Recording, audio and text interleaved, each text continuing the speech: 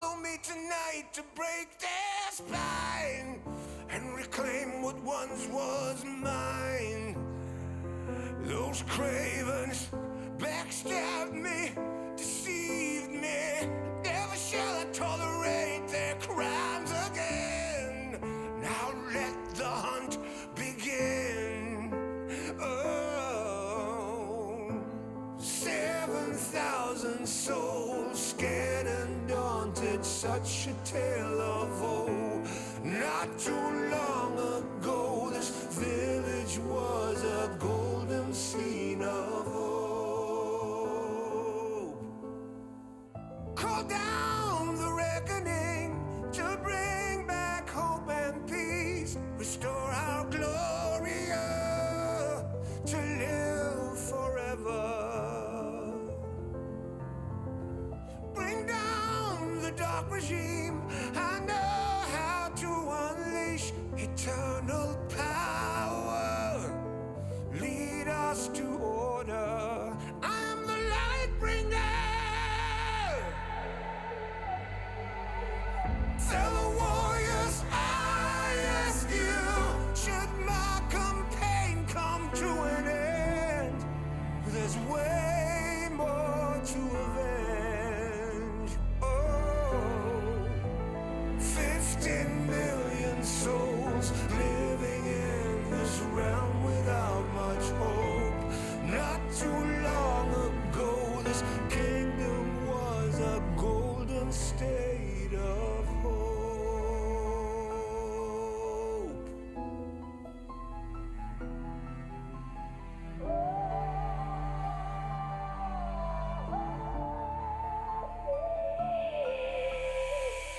Call down the reckoning to bring back hope and peace. Restore our Gloria to live forever. Bring down the dark regime. I know how to unleash eternal power. Lead us to order.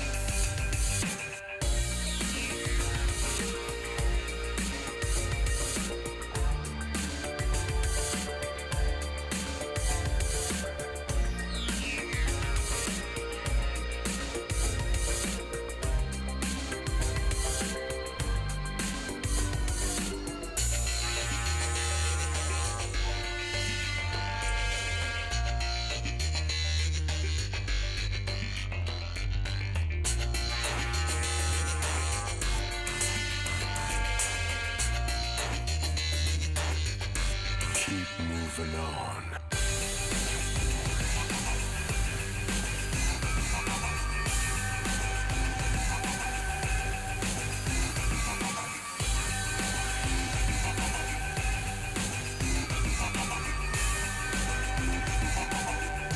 Keep moving on.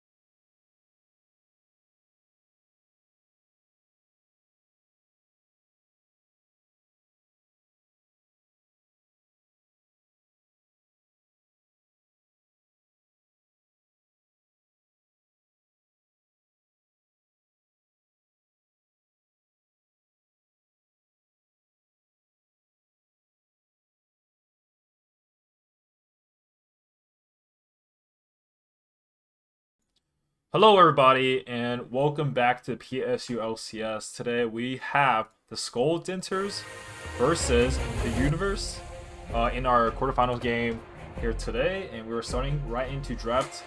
I am Devin, and joining me is the Luniverse. How are you doing today? I'm good. How are you? I'm doing right. So we're already getting to draft. Already have the Lulu and the Vigar banned out from Skull Denters. Zed and Karthus will be banned out by the Universe here. And last ban will be the Zillion. Waiting for the final ban from the Universe. I think we have two very different style of teams where Skull Denters overall are a pretty strong team, meaning they're, for the most part, pretty good at their roles, pretty good at what they do, versus the Universe is very much a one-man carry, and they just I would assume that's what the Zilly ban is for, and Lulu is just that it's trying to avoid all the supports for the one player Universal. Yeah. So we pick up the top bench here, which is probably gonna go towards the top lane, which probably means that Universal will not be playing top lane here. It's not as impressive of a carry as some his other picks might be. We'll be picking up the Kane for Emerald. We'll be looking for the next two picks on blue side here.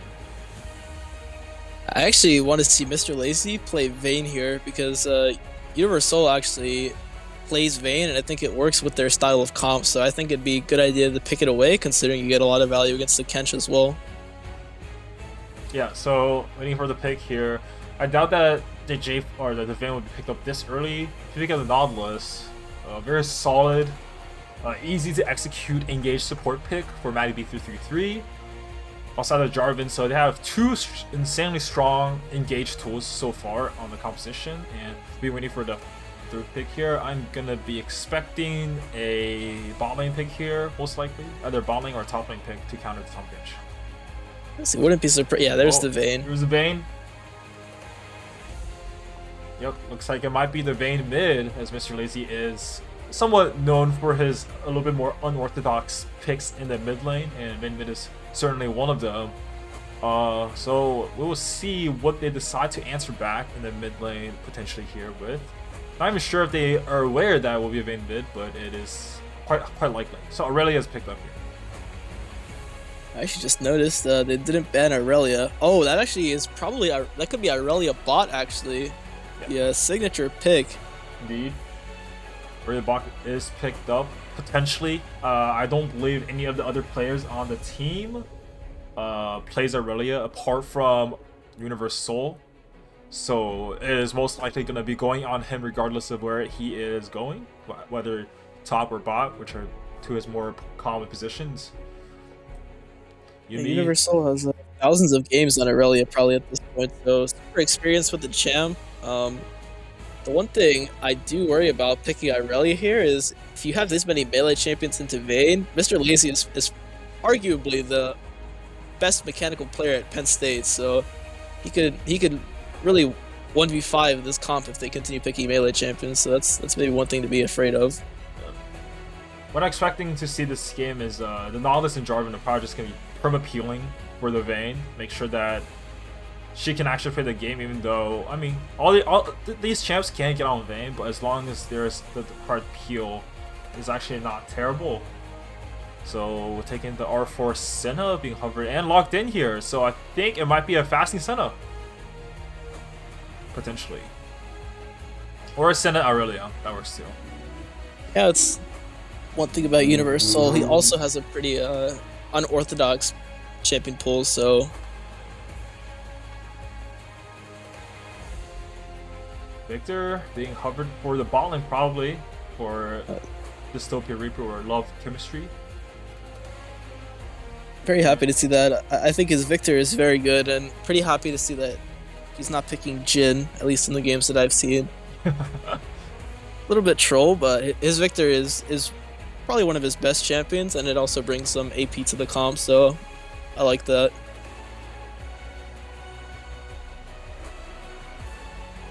Waiting for the last pick here should be the top lane pick for Cluster Rockets, unless they decide to do some flexing. And will be the Yorick.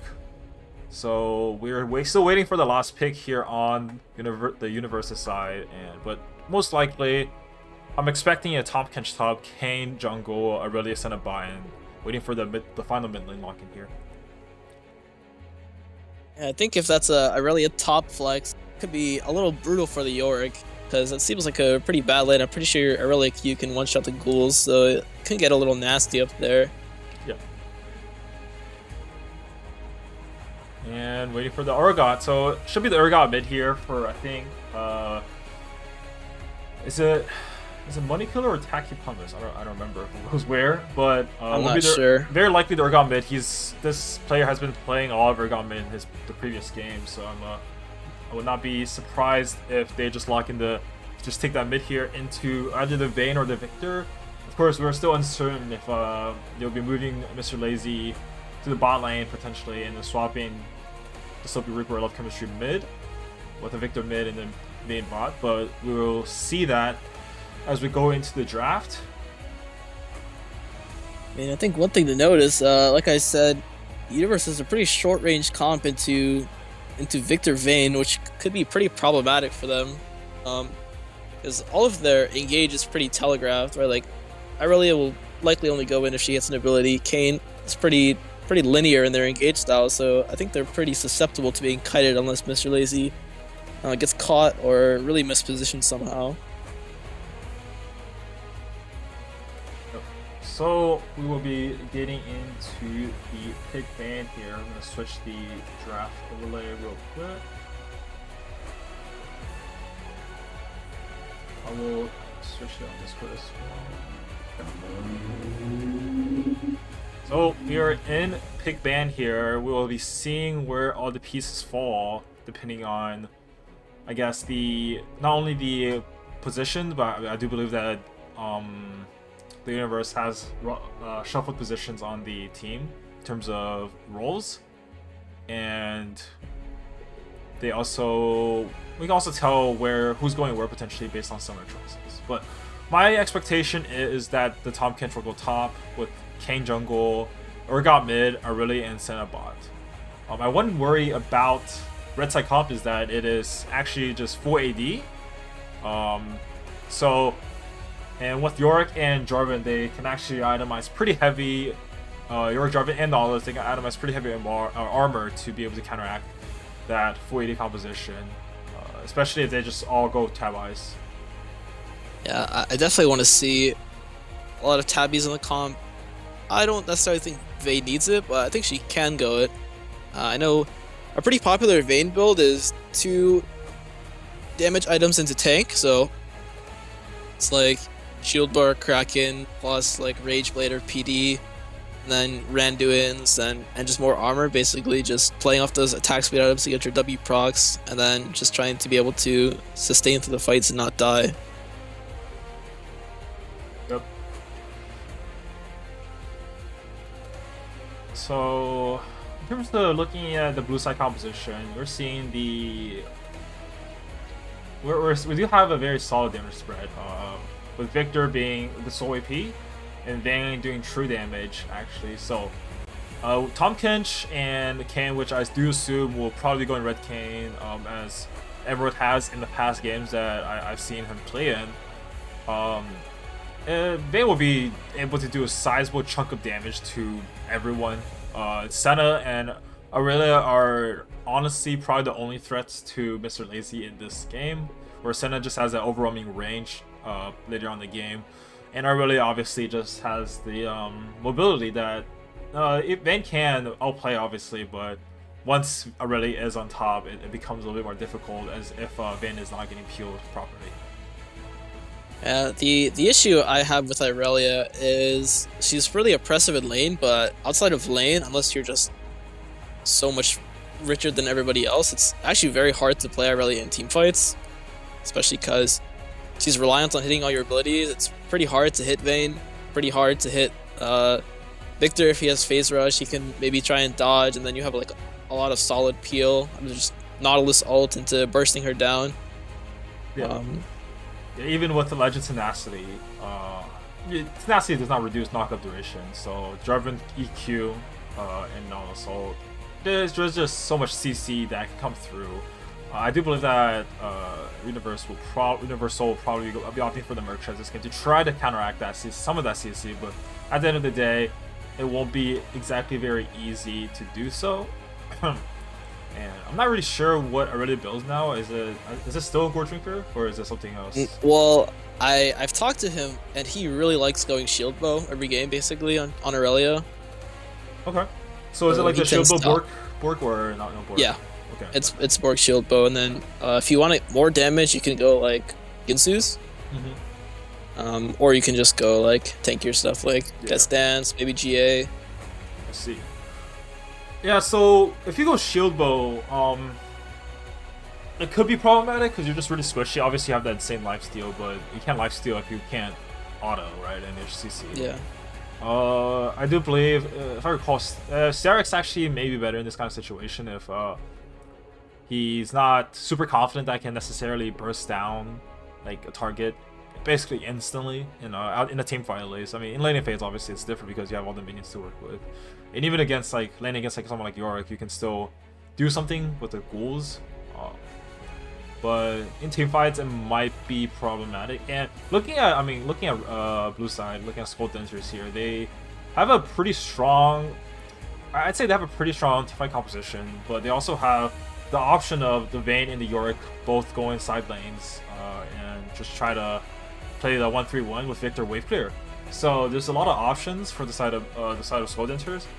While looking at red side, Senna does offer that really strong range and global power for them, but at the end, it would still be, I think it would be a little bit difficult to necessarily do a lot in terms of team finding specific on the side of red team.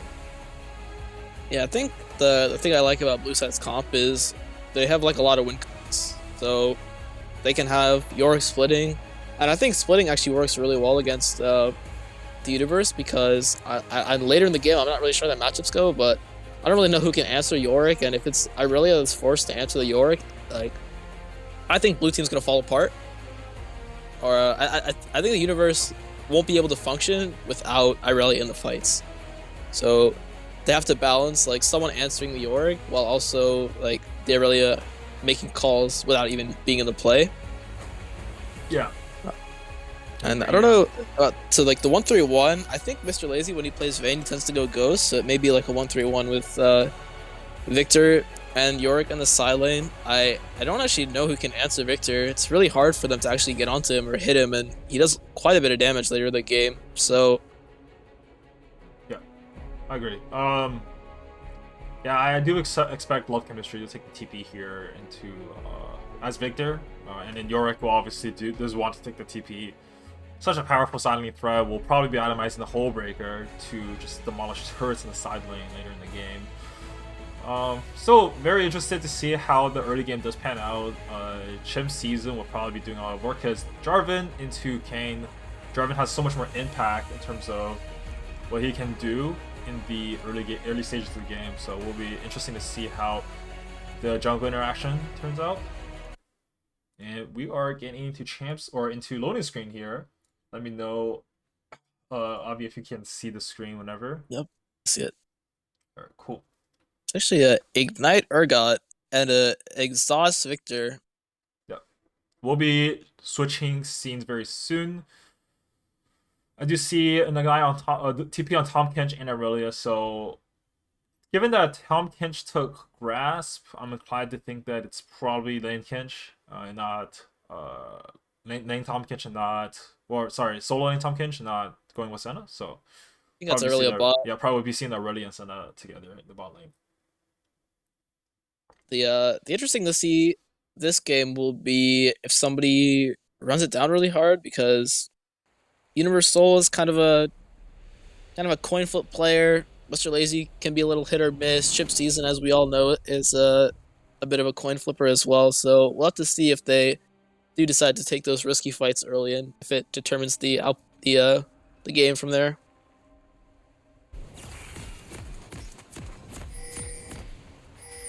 Okay, there we go.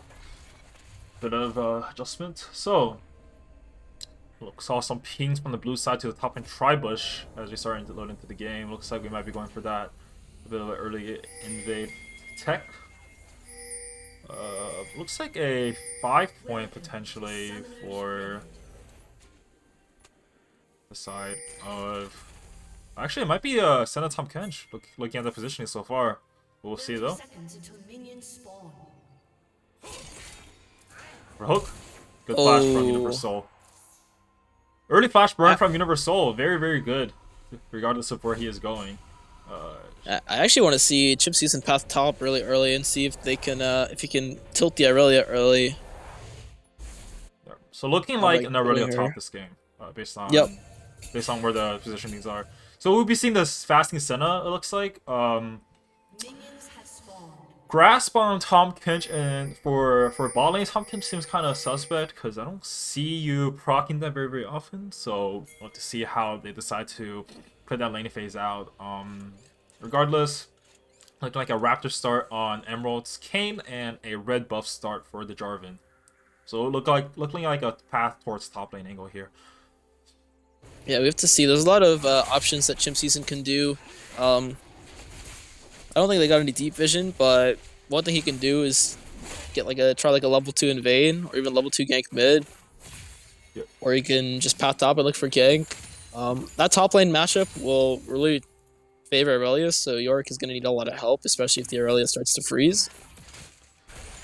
There is a ward by Denters on the red buff here. A little bit of a fighting going on.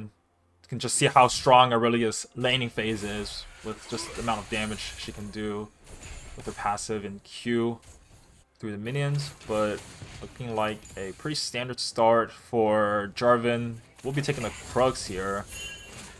I think Miss Lazy can die here, actually. If the, maybe the Urgot E wasn't up, but if Urgot E was up, Mr. Lazy dies there. Yeah, I think that he started Q probably, so. Nah, I know Urgot had E because he used it to try and avoid the damage from one of Vayne's autos. I see. So, really looking like a gank mid potentially here for Jarvan. Or an invade. Alright. So it's hovering mid lane here. Probably would not amount to anything. Urgot playing a lot of respect towards the jungle pressure and Mr. Lazy's Vayne. And crossing through. Now Kayn on the bot side here might be looking for a gank for the bot lane. Or doing Crab, I can't tell. Crab's on up.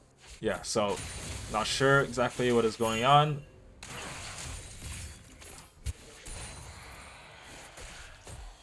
Seems like he's just wasting time, waiting for... Because, yeah, probably the more optimal move would have been to... Instead of... Actually, I don't know exactly how Tanker is, but... Let's see. Pathing is really weird. Interesting pathing from both junglers in this game, so we'll see how it goes. Emerald in the mid lane here finds the flash in and finds the kill onto Mr. Lazy. First blood towards the Kayn. Emerald. Mr. Lazy just disrespecting the E flash from Urgot. Yeah, so a little bit of, I'd say, sloppy positioning. Got a little bit of fight going on bot lane here. This Voyage disconnect onto Love Chemistry. Doing a lot of damage. Exhaust is dropped. Ignite is dropped onto attacking Pumice. I think we'll be trading a kill. Actually, would not be a trade. Just a 1-4-0 so far. Love Chemistry looking to re-enter the fight here. Tom Kinch is very tanky. Has the full passive stack onto Manny. He needs to watch for the Kench Q flash or flash Q potentially. Oh, Abyss Voyage does have the exhaust, so maybe it is okay. And they do find the 2-4-0. And Chip Season ganking mid lane does find the kill onto Money Killer with Mr. Lazy. So overall, a huge win across the map for the side of Denters in this exchange. So one thing to note is the Yorick was actually able to stack a wave and crash it on Aurelia, which is a little interesting. Now he can potentially hold the wave for a little bit and relieve some pressure from himself. Yeah. Taking a look. Finally, the junglers will be taking their opposite side buffs, blue and red bolting at the same time. Taking the Gromp now. So Yorick looking like just holding the wave at the tower, making sure that he doesn't get murked. I think it crashed a little bit there. I can't really tell. It looks like it's going to be slow pushing away based on the positioning. Let's take a look actually. See, Yeah, if I so was it's still pushing away. if I was Urgot, I probably would have tried to go Tabbies first, considering how much AD they have. It'll make it the additional move speed makes it easier to dodge Aurelia E. It'll so that you don't get bullied as hard. But maybe he's looking for some harder trades against the Aurelia with the Q plus Sheed. It's like a gank on top lane for Chimp Season. Flawless Duet, will it connect here? Does not connect on anybody, so Chimp Season should be a free kill towards the side of Denters. Oh, does find the trade back. For quite strong 1v2 potential, so 1-for-1, quite it's basically in the favor of Universal, but it depends on if the rest of the map can utilize that loss of jungle pressure in terms of the side of the universe. The Aurelia can threaten to freeze on the top wave, depending on how big the wave is. Let's see, if I'm the top laner right now, I'm kind of pinging Chimp Season's flash being ready. He just disrespected the Aurelia damage. Yep. Will be the 6-minute Drake taken by the side of the universe. So starting that soul stacking timer here, plus the rockets, this trade, both sides have the bone plating. I'm not sure actually if this is that good of a fight angle. Looks like Vanguard's edge will be popped here, and I think plus the rockets is dead. Yeah, fighting a big minion wave, it's unfortunate. Hate to be grim here, but I think that lane is just over now. She's gonna collect a huge wave, crash the next wave, and her buy is really huge now. She probably has pickaxe at least. Yeah, we'll be going for that shield bow, looks like, or the Bork first, depending on what she is looking to do. Interesting that there's still no armor built on Yorick. Finds Executioner's falling first, or reducing sustain, but might be better. Hook comes in. I think might be dead here. Oh, the gravity field does fine too, but the Urgot all connects onto Maddie B, and Abyssal Voyage does find its mark. Chimp Season looking here. Shouldn't see if she decides to take this kill here, but I don't think he has the damage. Not against Tahm Kench, at least. So, quite unfortunate series of plays throughout the map for the side of Denters. Finds the Cataclysm, will find one, will he find two? And he finds two Money Killer on. Wow, he finds a triple kill. Chimp Season. Understanding the limits of his champion on Jarvan. And finds that triple kill in the bot lane. Kane, Emerald looking for the gank onto Pulsar Rockets here. Does not dodge the W, but does not matter. Oh, taking a little bit of damage, level 5 versus the level 7 on Chimp Season, even though actually Emerald has more CS. Yeah, killing speed is just broken. State of jungle, Copium. I mean, I don't know, really great play by Chimp Season. Like I said, he's a bit of a coin flipper. When I saw that play, I was a little bit iffy, but I guess he just knows his limits on the champion really well, so I can respect that. Conquer plus Triumph. If you can get one kill, you can do pretty well. He's so much damage. Love Chemistry might be called here. Find the gravity field onto 6-9 Tree Lover. Has to flash out to ensure the safety to get away from the Abyssal Witch. Or Abyssal Dive? I don't actually know anymore. Abyssal Dive. Oops. So currently, Mr. Lacy with a very sizable CS lead, almost 30 CS advantage over Money Killer. However, Universal does have the kill and CS lead over. Have its fight here against Universal. Not sure if anything will avail to it. Abyssal Dive finds Maddie B333. I think that's just gonna be a kill here. Yep. Just a bit of greedy pathing here. Chimp Season looking. And will not be finding any targets in this situation. Now Victor is being zoned off, looks like about 2 waves and a cannon minion worth of gold. We'll get the XP, but still feels really bad in this situation. Bot lane is probably massively ahead for Universe at this point. Can't really do anything against them. Tower's almost dead, so I'm not really sure that happened. I guess it's just all the pressure that has been exerted on the bot lane with the Urgot robe. Yeah. Quite difficult. Love Chemistry can't actually do too much. Does not have the wave curve just yet to be able to kind of instantly deny all that pressure. So but now has it available with the E upgrade. Also a fan, I think he's got that extra amp tome for a Phoenix Codex. I think that's going Oh, into... the E flash! And Mr. Lazy should probably be dead here. Yep. Fear Beyond Death. They got the great E flash from Money Killer to punish Mr. Lazy's positioning and not understanding that Urgot has that lethal very, very early on. Does not take too much damage as long as you land the E. I do wonder what happened to cause him to be that low in the first place. I feel like it's pretty hard for Urgot to actually hit Vayne, so... Oh. Chimp Season might be called here, finds the flag and drag out, and we'll be able to get out of the situation. Taking a look at across the kills and the gold, we have about a 1.3k gold lead for the side of the universe here. Not too big of a lead, certainly overcomeable by Denters, but still, the fact that it really is so far ahead this early on makes it's gonna make it a lot more difficult for anyone to really answer her in the side lanes later on in the games. Bot towers. But buffered by E. Yeah, it looks like bot tower will probably be falling down. Yeah, take a look here. Yeah, Abyssal Dive finds Love Chemistry here. I think he's probably just dead here. It's a lot of damage. Yeah, Gravity Field, even though it finds Tacky Pumis, will secure the kill onto Love Chemistry.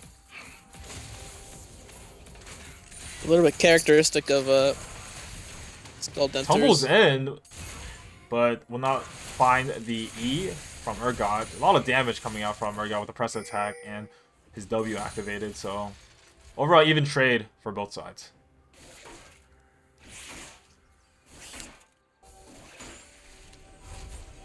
We see gold difference between the bot laners right now? Yeah, I can take a look. So, we actually might have a gank here, so take a look at this. Good dodge.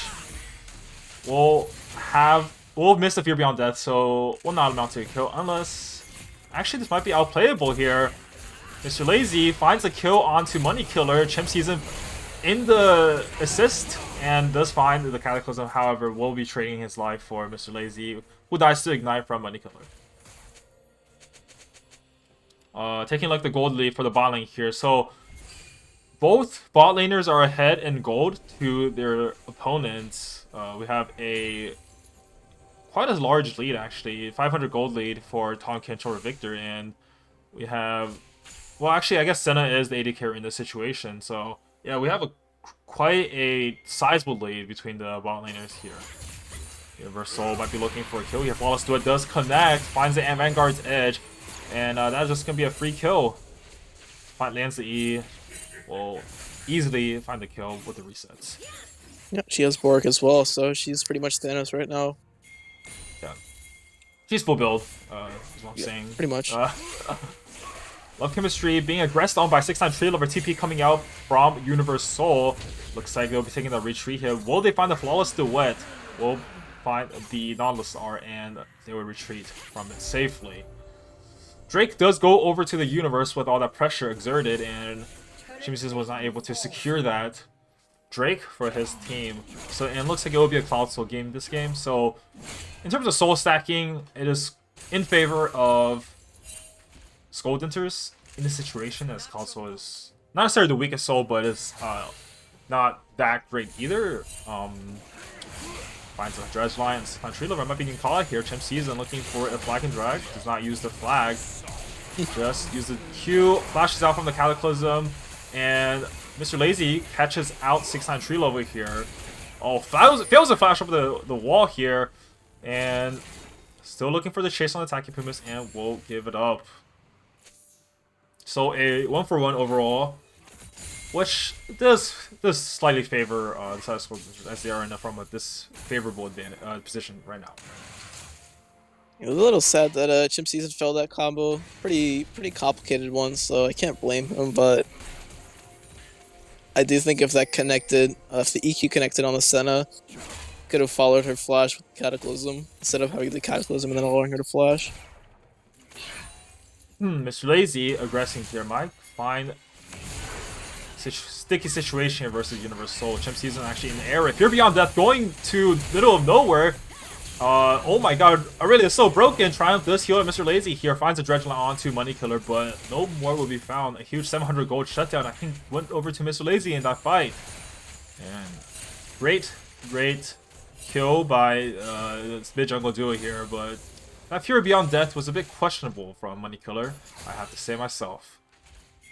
Yeah, I mean, we did see why Mr. Lazy is the mechanical genius of Penn State, really outplaying in good play there, and that shutdown is going to be really huge on the Vayne, considering it's probably at this point who you want most of your gold on.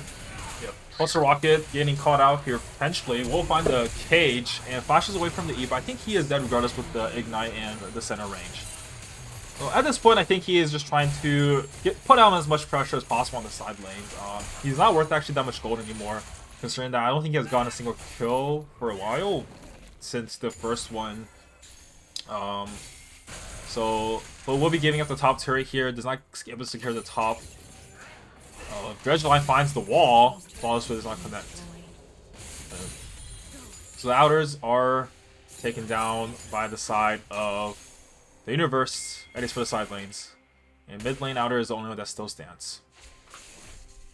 Look at the lane assignments here. We got Vayne, bot, and Jarvan top. And looks like we'll be looking for the 16-minute Rift Herald. I wonder if Aurelia will aggress on the Vayne in the bot lane. See if we can potentially get a mechanic check down there in the bot. Be interesting to see who wins. Yeah, no flashes on either side.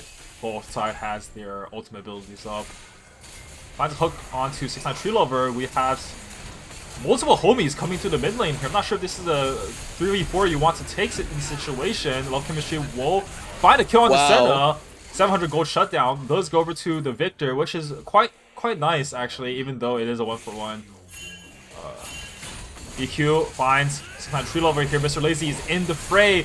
Has the final hour pop, doing so much damage to Emerald. Money Killer is the last target, but will be able to retreat. Fear Beyond Death does not find a single target. Looking at Universal here, looking for a flank maybe, but will be retreating. He needs to get a monitor check on these Urgot ults. Yeah. And Closer Rock is just not joining a single fight. He is split pushing. He does not care about his team. Did find the top ender earlier. Money Killer looking to maybe respawn Universal and Money Killer both in the area. 600 gold goes to his Closer Rock. So if he dies here, actually not that big of a deal. We'll find the flaws to it, but wouldn't matter. He will probably die regardless. Yeah. 270 gold towards Universal. Not that big of a deal, Kappa. But 600 gold towards the Urgot. He is putting a lot of pressure down on the side lanes here. We'll be getting that Divine Thunder as soon as he can, so he can continue using that Sheen proc in terms of applying a lot of pressure. And I don't think he. I think if you're Skull Denters in this game, you just don't have your join any fight the whole entire game. So yeah. In the last fight in the mid lane, got some huge buys. I think Mr. Lazy went and finished his Phantom Dancer, and he bought a BS sword. And the Victor finished Boots, got Oblivion Orb as well as a stopwatch, so has some really key purchases coming out. I don't actually think Kane has evolution yet, so I think Skull Denters are pretty happy right now with the state of the game. Got the Herald dropping the mid lane, no one responding. Might be taking that ender here actually. If they do that do commit for it. Looks like they will not be committing for it. But probably could have taken it considering they have 3 people bot lane here. Chimp Season, Mr. Lazy, and Matty B pressing onto the bot inner here. Actually, they do commit for the mid inner here, and will be trying to hit the Rift Herald onto the inhibitor turret. Chemistry might be getting caught here. Has a stopwatch to buy some time, but we'll be maybe trading for Attack Pumas once again. Wow. Here Beyond Death does connect to Mr. Lazy in this situation, and he will die. Now, Universal looking to find Chimp Season potentially, but that will be all for this sequence of events. That was a really interesting decision there by Skull Denters to, for some reason, think they can trade towers against Herald. Yeah, I think you don't just want to send only Victor back. Tom Kench can just dive, right? I mean, Tom Kench and um, Tom Kench and Senna both have so much power right now. Universal finds Falls to it onto Cluster Rockets, and I think he'll just be dead here. 220 gold towards the Aurelia. Going towards that shield bow here. Gonna be quite strong after that shield bow purchase for sure. It's pretty interesting to see. I guess like a kind of a different playstyle in Victor. Love Chemistry seems to be pretty alpha with the way he plays Victor, pretty much only going in.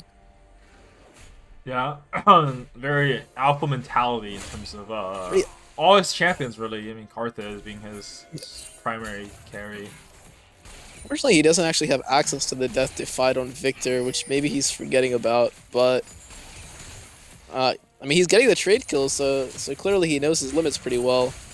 He knows when he can trade the kills. Not sure it's worth his flash, but maybe he finds it worth.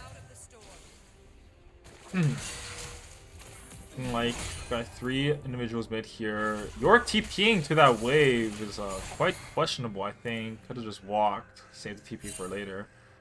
Well, I don't think York will be joining any fights anyway, so York for so looking for the Vanguard's edge does find its mark. Will not find the flawless duet here. Love Chemistry is actually here to help out. Not sure if it will matter too much. Has a shield bow proc, and the ult will find the kill onto Universal, getting 450 gold towards Love Chemistry. I do think that's worth it, actually. Yeah, it's a favorable trade. It's a favorable trade. Aurelia, towards these later team fights, will start to fall off, and it'll feel really bad to start team fighting against Aurelia, and I think it'll be the opposite. Victor with more gold. Actually, buying Zanya's, which I'm not a fan of. Unironically, I think against this team comp, you can just position better, especially with the phase rush and the Q speed. I'd say just go the Void Staff here, probably.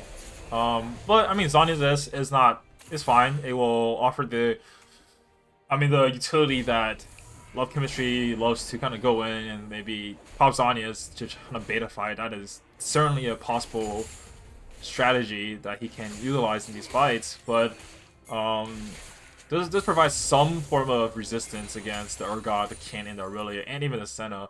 So, not in terms of the armor value is actually solid, but the armor that's given by Zanya's is not solid at all.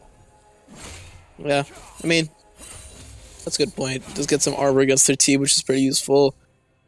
I do think that the Kane should probably build a Black Cleaver to help spread the armor, but maybe that's what the Urgot is building. Pretty sure Black Cleaver is Caulfield Kindle Gem. I think he will be going to Black Cleaver most likely. Unless it's I guess Chem Tank, the sword one. So this Fall kind of falls to it, but just so much damage from Universe, so it doesn't matter. Easily gets the kill. Will be a 4v5 for this Dragonfly in 40 seconds, but it looks like it'll be a TP towards the Baron pit here, and oh, this is not final mark, and there will be starting the Baron. Everyone is on that side, or transitioning to the side of the map.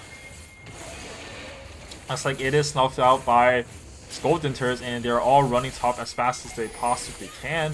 Let's see if they can make it there in time. This Baron is actually going down quite slowly, considering they don't have the Urgot just yet or the Senna. But now, with all the 5 members here, it is being shredded. We'll find the Baron take. Let's see if they want to take a fight here. Chim Season. Gravity Beam is called out here. Beyond Death does find its mark. Gravity Field will stop for a second. Mr. Lazy on the kite. Now, Mr. Lazy playing the mechanical genius. He is doing so much damage to his Money Killer. Money Killer will die too. Mr. Lazy 519. Love Chemistry is out of there a little bit. Universal maybe getting caught out here. Gravity Field will find its mark. Emerald in the fray finds the ultimate, the Umbral Trespass. And that is so much damage on Kane. And does find the kill onto Love Chemistry. Cataclysm does find its mark. Vanguard's Edge from Aurelia here. And I don't think it will matter. Aurelia is just so strong in these 1v1 situations, in these skirmishes. It is only in those team fights where she will kind of be more lackluster. But in just simple 1v1s, no one can really contest her except for maybe Vayne at this stage. We did see Mr. Lazy cutting back the team fight really well. Really impressed with his mechanics, eventually getting the Dragon as well. You should have Infinity Edge. Yeah, we'll be looking for the IE here, I think. I think the only member with the Baron on the side of Universal will be Aurelia in this fight, or in the next coming minutes. But Vayne 3 items, so much damage. If he can hit anyone like 3 times, 4 times, they're dead. Except for, yeah, I mean, pretty much anyone 3 times, 4 times, they'll be dead. Super strong at this stage of the game. And they're starting out the game quite nicely. The Soul 1 condition is not available for the Universe. They've gone the last, for the, we'll have a fight here from Mr. Lazy. Might be getting caught out here. Doing so much damage onto Money Killer. Oh my god, that is so much turbo damage. Mr. Lazy with the final hour does not find the condemned Universe Soul. Oh, Mr. Lazy may be caught out. Walks into Victor with the Senna W, but doesn't matter. They do so much damage at the stage of the game. Chimp Season onto Universe Soul here. Shield Bolt is popped, but doesn't matter.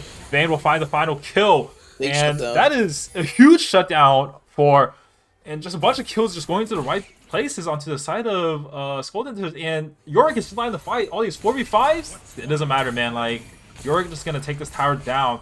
And we're trying to stop here, but doesn't matter really, not that much. And I think Cluster Rockets probably wins this. I'm not sure actually, maybe not. Actually, maybe he doesn't win this. My bad. Kane's a little broken. Kane's a bit broken. Yeah, with the Monomune, we'll be getting the more Mono very soon. Looking for the bot. Inhibitor turret here. We'll be getting collapsed on here potentially very soon. Not many cooldowns available. Mr. Lazy 519 finds a lot of damage to the Money Killer and has to be eaten by 6-9 Tree Lover. Going in, Mr. Crazy? Yeah, he's probably dead, yeah. I don't know about that one. Fear Beyond Death does find Chimp Season Big as well. And Universe Soul might be looking for an angle here. Finds a Vanguard's Edge. Phase Rush, he is fast AF. Gets a Zonic pop and does not matter. Now we have a TP going to the mid inhib here. It might be the game here. But just only 6-9 Tree Lover probably will not be enough to do anything. Has a mid wave. We'll find a mid inhib, but that is probably it. Matty B is up. Emerald is here. You need to be careful about overcommitting for this. I think you just let the inhib die and make sure you don't die yourself. Yeah, you definitely do not want to take this fight randomly. Okay, Dredge Line finds smart. Will flash out, finds a knockup from the Kane W, and that is all for the side of Universe for this little exchange here. So a bit of an overcommitment here. So yeah, as you said, they kind of overstayed their welcome. Mr. Lazy tumbling into the, I think it was Kane W, getting a little hyphy there, as he does. Yeah, he do be doing that. But in this fight, at least, we'll be having the Flash Ghost, Final Hour, all available. And also buying the Bloodthirster, complete a 4-item Vayne. Should be 9 killable as long as he positions properly and is able to be peeled off properly by the Jarvan or the Nautilus. Love chemistry going for 2 of the most mediocre age items in the game. You may call it the no damage tech.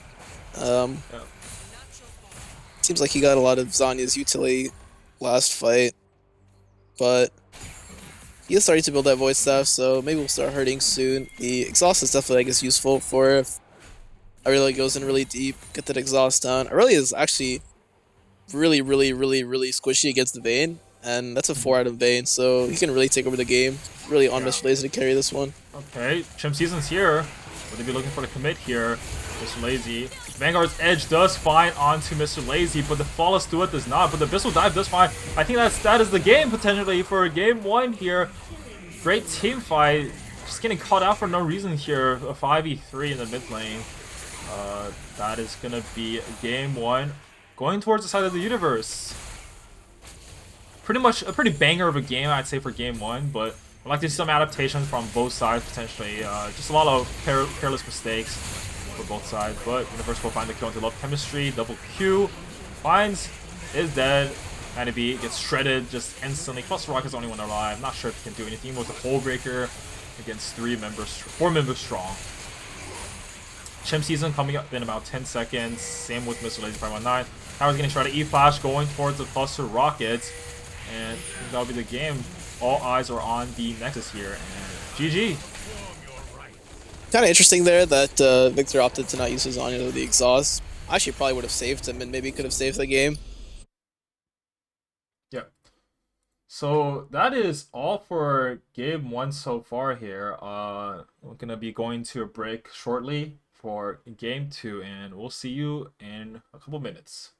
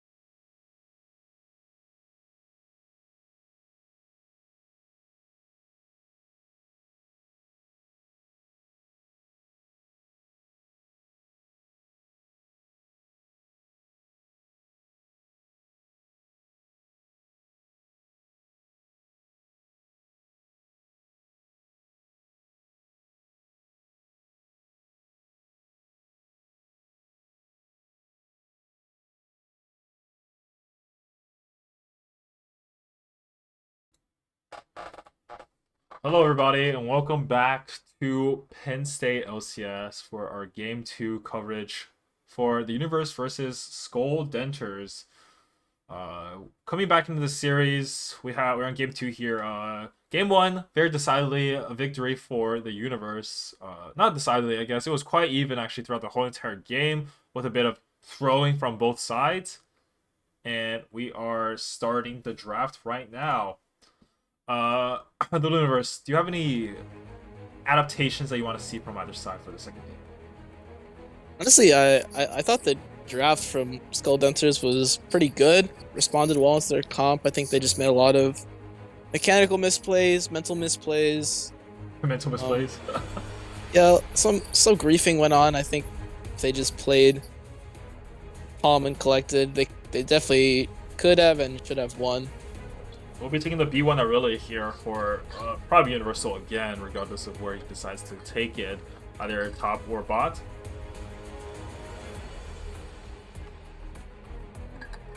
And Yeah, I wonder what their answer into Aurelia is. a bit difficult. Probably want to save the top lane pick for a bit later. See where the Aurelia is assuredly going. Waiting for the last second. Picking the Ornn up for most likely plus the Rockets here. So Ornn into Aurelia. I actually think it's not bad for Ornn, if I recall. It's obviously it's a Aurelia favorite, I think, but it's in reality it's actually still okay for Ornn, especially in terms of the teamfight prowess that Ornn does provide later on in the game. And a good thing for Ornn is really what he needs is XP, so he's pretty content just kind of getting frozen on and sitting there and leeching XP. Yumi is picked up for Manny B333 probably. Curious on what ADC will be paired with that though. I mean, Karthus and Ziggs are banned out, so he's got two really good carries in Mr. Lazy and Love Chemistry, so I think it's a good option. Pretty hard to answer. My favorite answer personally is Sona Seraphine bot, just handshaking the scale. Yeah. Well, you get 2 enchanters out of 1. That's tradition. Yep, big team fight presence would work really well with this comp, honestly. Yeah, but probably would not be the answer in this situation. Kayn being picked up again for Emerald. Now waiting for the Vayne picking up. Is this? No, the sides are not flipped. I just want to check. So Vayne, Universal can play either Vayne or Aurelia. I'm not sure who else could play Aurelia on that team though, so we'll have to see how they decide to move the champs around. Yeah. Oh no! For champ season, we'll be picking up the Lee Sin. Alright, now I'm a little afraid for Skull Denters, considering I have seen Chip Season's Lee Sin before, and I wish I hadn't seen it. But maybe he does a 180 and shows off his mechanics. We did see some flag and some EQs and some misinputs from the Jarvan, so I do wonder how that Lee Sin will fare.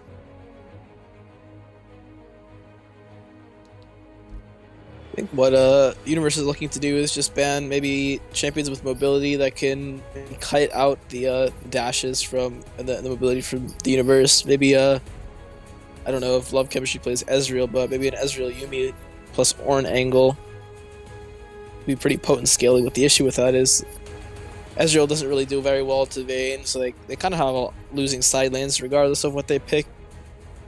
Yeah. Jhin is one of the options actually that I could see happen, but we'll need the AP mid laner here. So I do expect an ADC pick, or the bot lane pick at least from this pick here, and then saving counter pick. Oh, yep, it will be the Jhin. So saving counter pick for Mr. Lazy for the mid lane. Waiting to see who will be going mid. Yeah, from my personal experience, Jhin is another one of those champions that Love Chemistry tends to play pretty aggressively. I guess to say it nicely. Again, doesn't have that death defied on Jhin, so we'll have to see if he can kind of restrain himself from playing super aggressively. Camille. So far, very interesting draft. Not really sure. I guess already a mid, Camille top, Vayne AD most likely. Still again lacking that that armor or the AD picks here. So oh no, the support will be picked up for the universe. The Yeah, thing what will is, be they the have Camille? they do have Vayne Camille, so armor doesn't. I mean, I won't say armor doesn't matter, but they have two pretty big sources of true damage, so I don't really think they're that worried about armor stacking. Yeah. Actually, Poppy will still be so insane here if they can fit it in somehow, but we'll be waiting for that mid lane pick here. So I'm assuming it's most likely going to be a Camille or Aurelia mid. They More need likely- high damage mid, and that's pretty much what I was looking for. Cassio, yeah, very solid. Does have the Petrifying Gaze and the Miasma to kind of stifle some of the mobility options. They have pretty good anti-movement in the Camille. Pretty good peel in the Ornn and the Lee Sin. Cassio Yumi is pretty potent, but the Universe has a lot of scaling on their team. They have pretty good lanes, I would say, except for mid. Maybe Cassiopeia should beat over his mid lane, but you really can't get caught if you're anyone with Denters, because if you get caught, you're dead. Yeah, we'll have to rely on that late game team fighting, and it's playing as a 5-man. Your 5-man team fighting is just insane.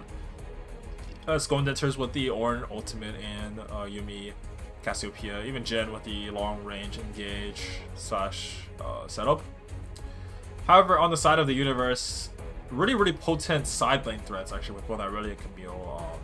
Vayne, obviously, as shown by Mr. Lazy at least, had a lot of power last game in terms of just raw damage output, but does require a certain amount of execution from the player themselves. So I am curious to see where the Vayne or the champions will go at the end of the day and who they will be going on to.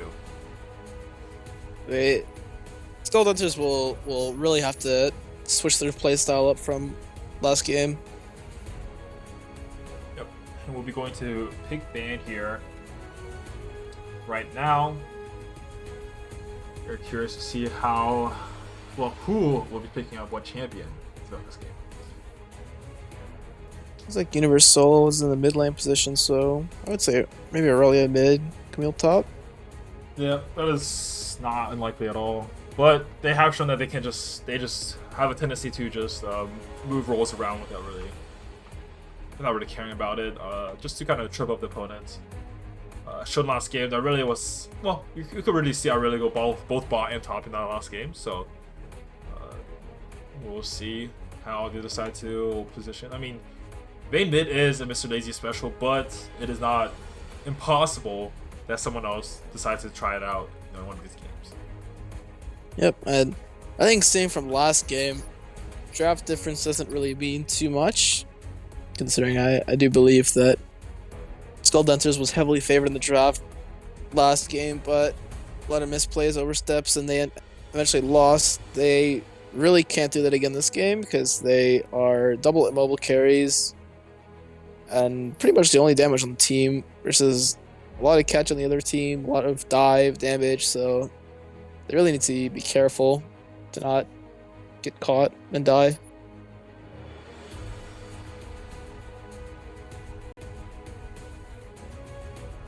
Aurelia being picked up by Universe Soul, seeing that Shiva overtaking Camille. I actually don't think I've seen Universe Soul play Aurelia mid too often. I don't know, it's just I just haven't seen it too often, but we'll see how he decides to pilot this into the Cassiopeia if it is going mid. Of course, there is a Camille mid potential, I suppose, but that's pretty unlikely, I'd say. Or even Vayne mid, but again, still pretty unlikely. I do really want to see Chimp Season camp mid because knowing Universal, he does have a tendency to either pop off or really feed very hard. So I think if they can get Mr. Lazy going, Aurelia will just chain die, and that's a pretty big win con. This if Mr. Lazy gets really ahead and can just start skill checking the enemy team.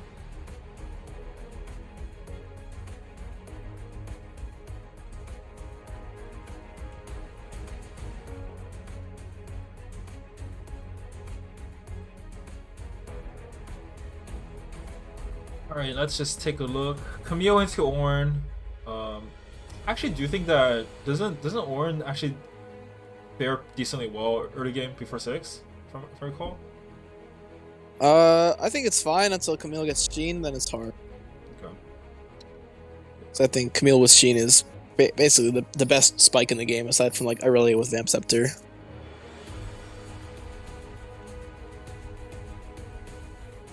Sheen. Yeah, so just a mid lane matchup. I mean, it's Cassia Aurelia. Not actually sure how this goes too well. Do you have any insight on that? I guess. From your personal I'd say experience.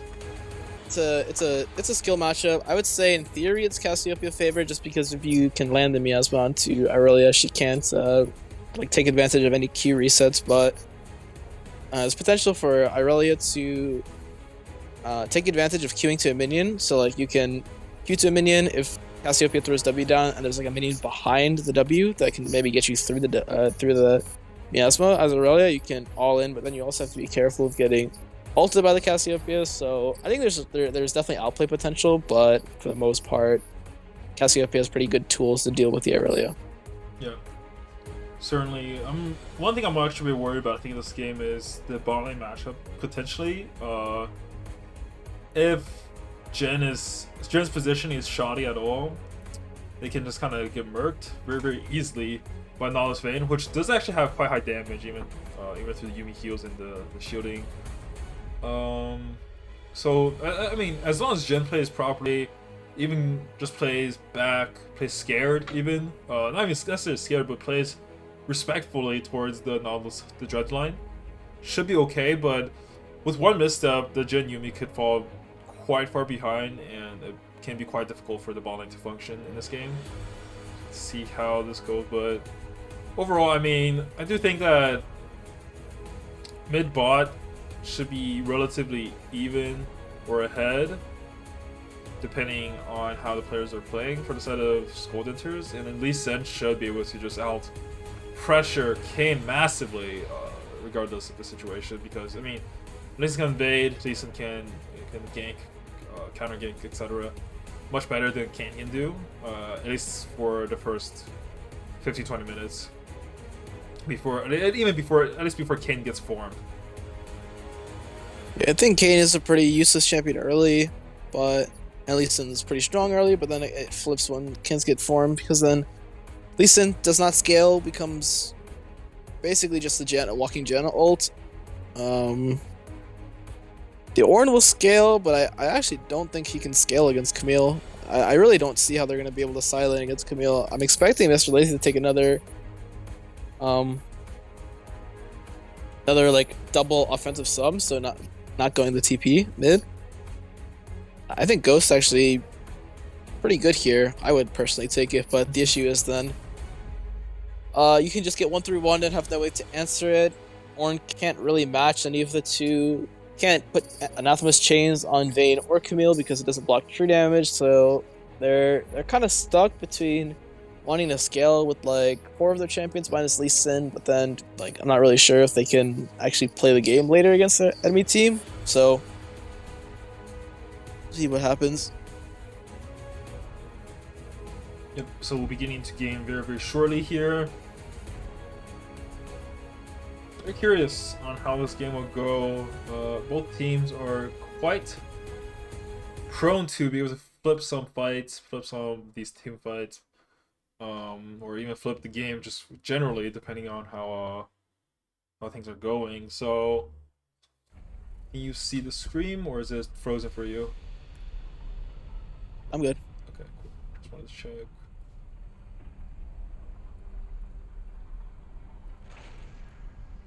Gonna be switching scenes right now.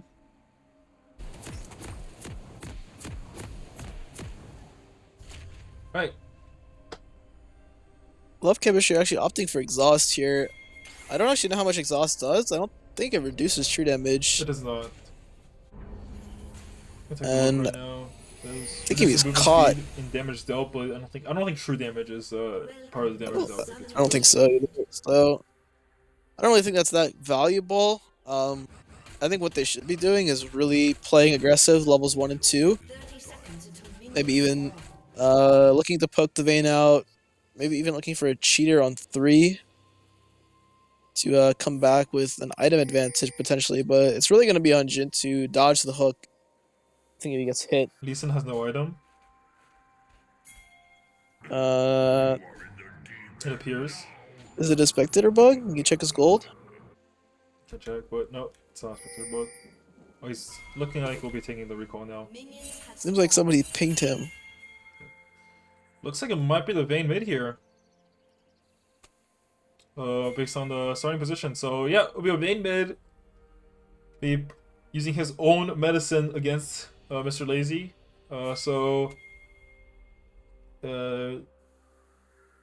Champ Season will be taking a late start since he had to take a recall here. Should be able to make it to the camp basically on time, but will be slightly delayed. So, good trade for Mr. Lazy, but I don't really understand why the Vayne went cleanse here. I think this is another one of those scenarios where if you unironically just play better, you don't need cleanse. Really, you're only cleansing like Cassiopeia. Love Chemistry should die here regardless of the flash or not. Yep. Very, very disrespectful positioning against Aurelia and Nautilus level 1. Yeah, I'm not sure if that was what he meant to do. So, let's get that early kill toward the Nautilus at least. Yeah, like I said, really gonna need Love Chemistry to playing to win. Seems like he's not really in that mentality just yet. Now he's sumless against Aurelia Nautilus, and if I'm Nautilus here, I think you just try and freeze. If he walks up, you just flash at him and kill him again. There's nothing they can do about it.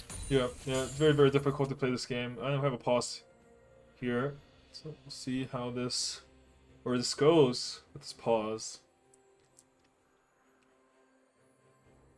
But yeah, very, very disrespectful early on.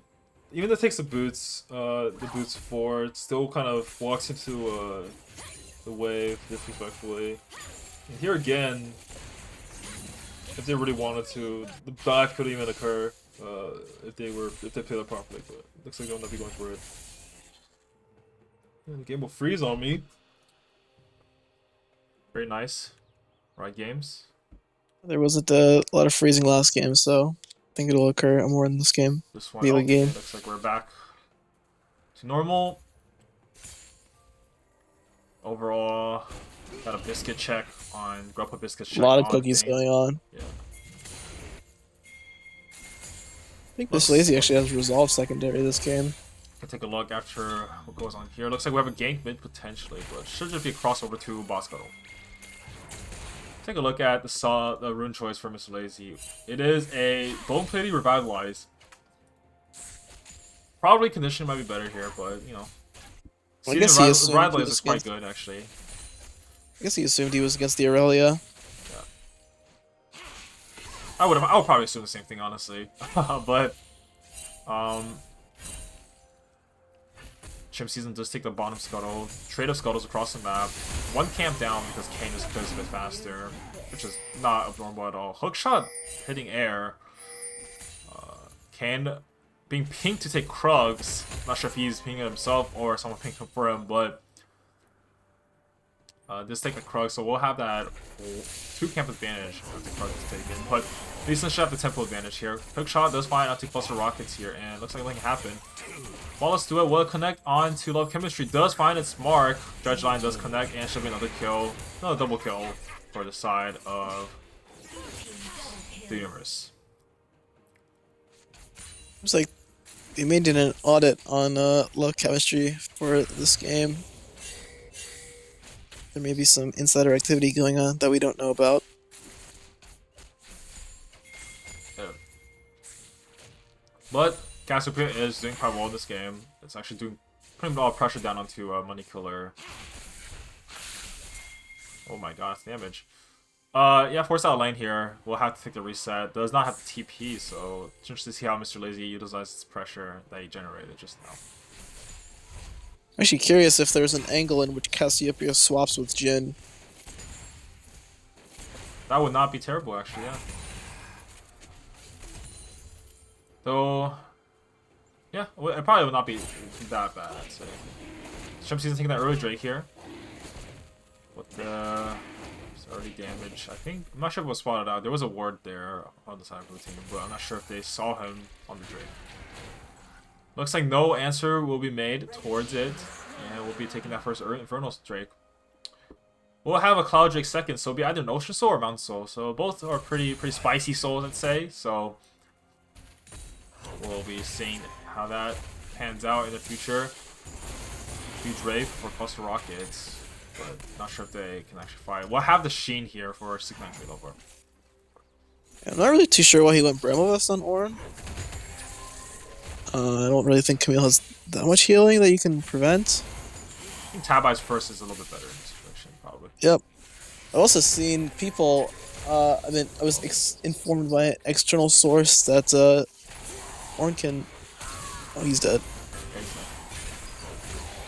Oh, this is a good trade though. That's great. That's great for Ornn here. Finding the trade here. Wave is. It's doomed. Looks. I can't tell what the wave is actually. Let me take a look. It's really bad for Jhin. Oh, yeah, top. Yeah, wave. It's good for Ornn. Good for Ornn. Wave is terrible for Jhin bot lane. All those minions, just QQQ, and then he will die if he mispositions even a little bit. So, Kumi has to run the TP top here. Has to get that wave in, and Ornn should be able to get some of it at least. Now, Love Chemistry was not in threat there. Surprised that Universal did not go for that all in. Oh, Mr. Lazy is here with the roam. Trying to get a wave on her tower, just providing that pressure so that he can do so. Pretty actually good roam for Mr. Lazy here. And will not lose too much in the mid lane. Cluster Rockets does lose. Looks like actually not most, but quite a bit of the wave, but was forced to burn the TP by 6-9 trade over in exchange. So if we happen to do a bit of a cookie check on those who are wanting a mid-game snack, seems like nobody is using their cookies. Pretty questionable.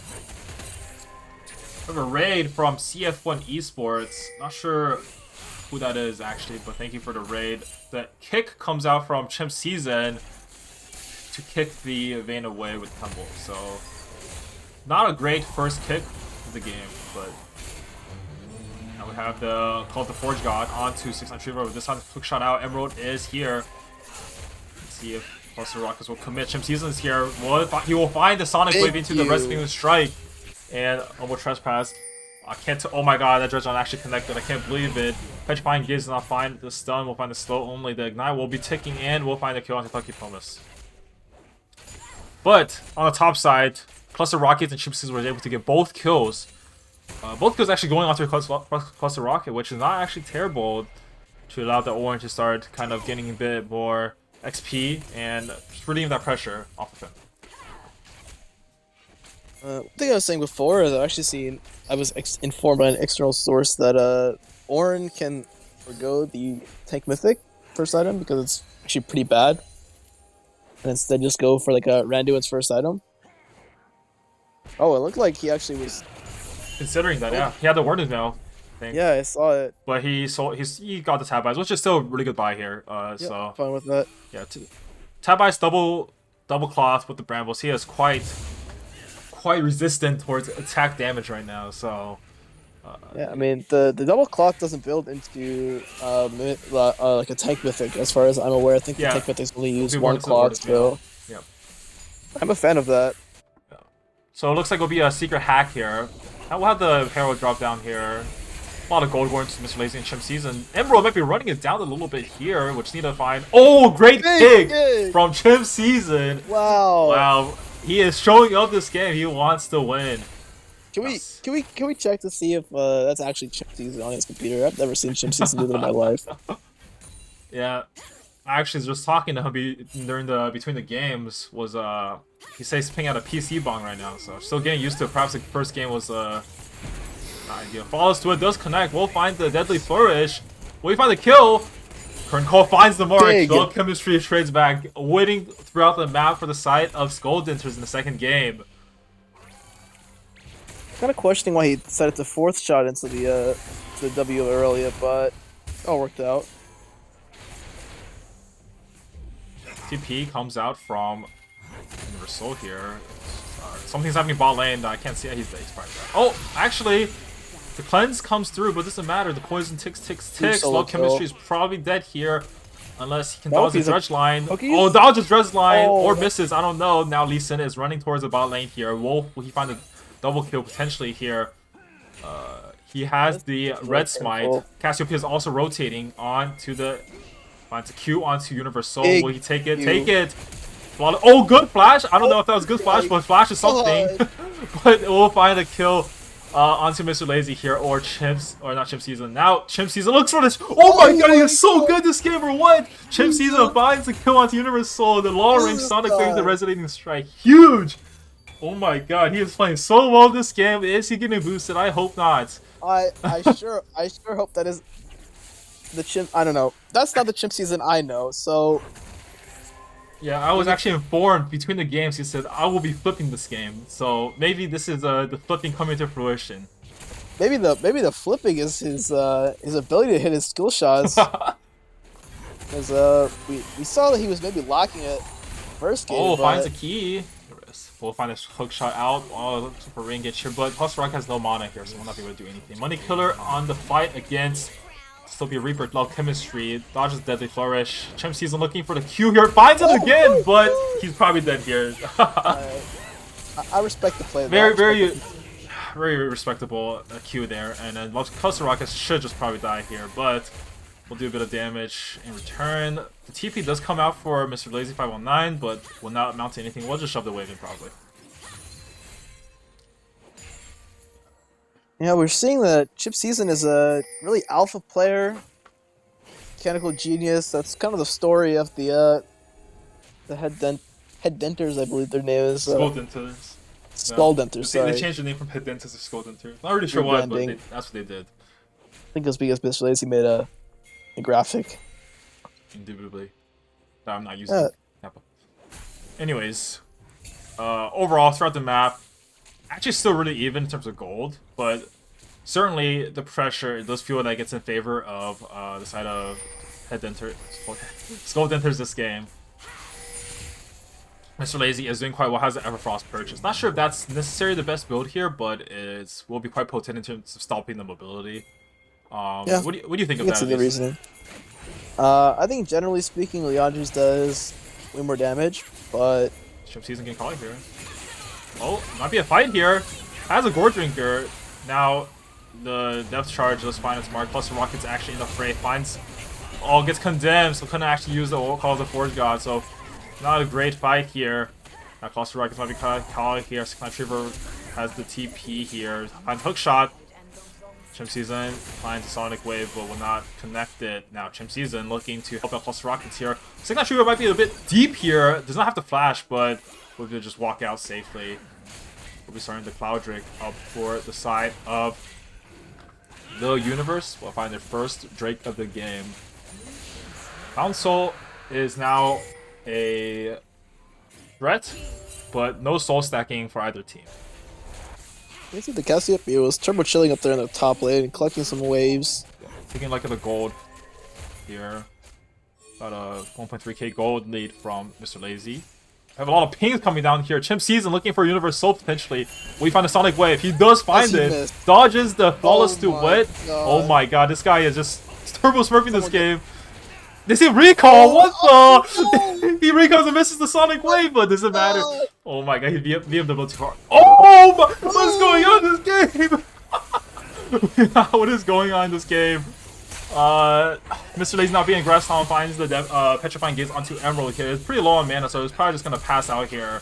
Does find a trade kill. Wow. Just quite insane, even though there's a shutdown that goes over towards. So much action going on in this game. Chip Season really impressing me, then really making me feel sad. The recall into the Sonic Wave without connecting. Cluster Rocket just tanking up Vayne here. Has the shield build, so probably just gonna kill him at this third shot here, but a little bit alpha. But is going for that tech that you mentioned with the Warden's Mill with the Warden's Mill. So it looks like I think Warden's Mill Kindle Gems is going to Randuin, so Yeah, we'll be seeing that tech. Yep, there it is. I do like that. I'm a fan. Yeah, actually we'll be quite good into the Vayne and the Aurelia, who are both stacking crit. As well, just overall, because just that's the extra armor and the extra slow that you can provide with the active. It's actually an angle I'm a fan of on Ornn, where you actually go lock it as your mythic item. Cheaper, Oh, might be the tech, yeah. Let's see if he pretty decides to go efficient, for that. Does and it still scale off of health? Or max HP? I don't remember. I don't remember. I think it's levels. Okay.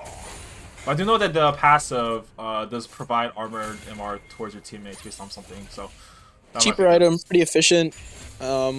He gets that the passive upgrade as well. Faster, because he'll hit the item faster. I believe it's cheaper than the tank mythics. Yeah. Ultimately, he's going to be very tanky regardless. I don't think the extra stats from the tank mythic really gives him much. Yeah, yeah. The passive Later in the game, the passive does just give you so much extra armor and MR as well. yeah. Later in the game, I think the real value will come from the Shield. Oh, was that a solo kill for Mr. Lazy here? It looks like he will not be committing for it, or maybe he will be. Does not find the Q. Emerald might be looking for an angle here. Call of Forge God is available here. Finds a double knockup here. Call of Forge God is used here. Also Randuin's finds the knockup onto one, but all four are top lane here. He won't be able to outplay that, and I would be a kill towards Emerald. Looking at oh, we have the final hour popped by Money Kill, looking for a solo kill here. Will he find the kill? He will not. Chimp Season now aggressing onto Taki Pumbus. Look for the Sonic Wave. Will he take it? Don't think he should here. Now, I don't know what that is. Matty B333 popping the final chapter. Not really sure if that was intended or misclicked. Anyways. maybe just getting some wave clear down and get a faster reset. But yeah, I'm looking at the inventory here. I do see the execution calling here from Jin. I do hope that he did not complete the Mortal Reminder this game. Pretty bad item on Jin. Really stifles your damage. Instead, I do wish that Matty B333 does itemize for the Push Fire. It is high value here, so I do want to see that this game, but definitely do not want to see a Mortal Reminder completed for Love Chemistry. I agree. I think the kill cut for Yumi is useful. I do see Cassiopeia going Zanya's. I'm actually okay with this game. I think it's pretty useful. Gets a lot of value. Stops a lot of the hard engage. The Nautilus ult. And I do think that Zanya's in this game at least. He's gonna be the primary focus every fight, most likely, right? So he probably wants to be able to bait out as much as possible in the situation. And a fight without Cassiopeia, you're probably just gonna lose, most likely, honestly. So Do hope that Jin is going LDR next item. That'd be really good. yeah, I agree. Oh, Lee Sen looking for an angle here, is evading, looking for the flip potentially. No one was face checking that bush there, so okay. Universal being caught here. That first does not connect. Lost was also does not connect. We'll find the fault call the Forge God, but does burn the flash out of Universal. So overall, a very, very good trade for the side of Skull Denters. Issue is now they don't have that Ornn ult for the Dragon fight, whereas I do believe the Universe have their ults up. Yeah. Every ult is still available for the side of the Universe, but we're missing one for Skull Denters. Now, TP invested by Universal has a Bork. Not yet completing the Moto Shield Bow yet, but very, very close. Very, very strong at this point in the game. So, let's see how they decide to take this fight here. Universal can just walk up. No one can really just walk up on the side of blue team. And looks like they will just skip the Draco. Yeah, probably the right call there. I don't think you want to actually go in there. Nautilus is your only real engage that you can take, and he is honestly quite squishy. And if you can't find a key target, even if he does find a key target, it's not necessarily a guaranteed kill, especially since there's a Yumi on the team, and as well as the stopwatch, as well as the Dragon's Rage. How Love Chemistry by being right here finds a Gale Force out. Does pop the heal and ignite. Final chapter. I think it'll be a kill onto Love Chemistry here. Actually, Yumi is so broken, so now Cluster Rocket's looking to aggress onto 69 Tree Lover, has the Randuin's Omen, pops a slow, but now, oh my, there's so much fighting going on around the map. Cluster Rocket's only 1v1. We have Chimp Season in the backline here, finding the kill on Emerald. Does he find the kill? I don't know. Umber Trespass. He is inside. Will he find the Q here? Does not necessarily in range yet. And finds the kill onto Yumi. So, overall, there's so much fighting going on the map. I don't really know what's going on. Attacking from this Maya is probably going to be deceased here. And yeah, Chimp Season playing the game of his life this game. Does have one death, but Just a I little bit of don't misstep. actually think Chimp Season can repeat this performance. Yeah. Plus Rocket just holding off the Camille as best as he can this game. Ult takes the Q in. Let's see if he decides to continue this aggression, but we'll just back out. Now Money Killer might be getting a call here. Chimp Season with Matty B333. Universal. Actually, you know what I do wish the Ornn would go? I wish he would go Warmog. Oh no, I do agree. Yeah, Warmogs would be great because you can just clear the wave and then walk in the tower and get full HP, right? So Yep. that's actually a tech I believe that they used to take on Ornn versus Kale specifically, but it works against Ornn, any split Kale. pusher, I do believe. Ornn Fiora. Yeah, it's good into any Is split a- pusher, but I do know that the Kale is just especially because like I mean Kale is insane wave clear, but Ornn also has honestly really good wave clear as itself, but does need that extra HP to be able to actually not insta die. Yeah, the only way you're really surviving against something like a Camille or like a Vayne is just by getting chunked and waiting a little bit, like getting the health back. Mr. Lazy actually looking for an angle here. Depth charge does find. It's Mark. Dredgeline does not connect. I think it's actually a win for the side of Skull Denters. Finds a Zhonya's, a great Zhonya's to buy some time here now.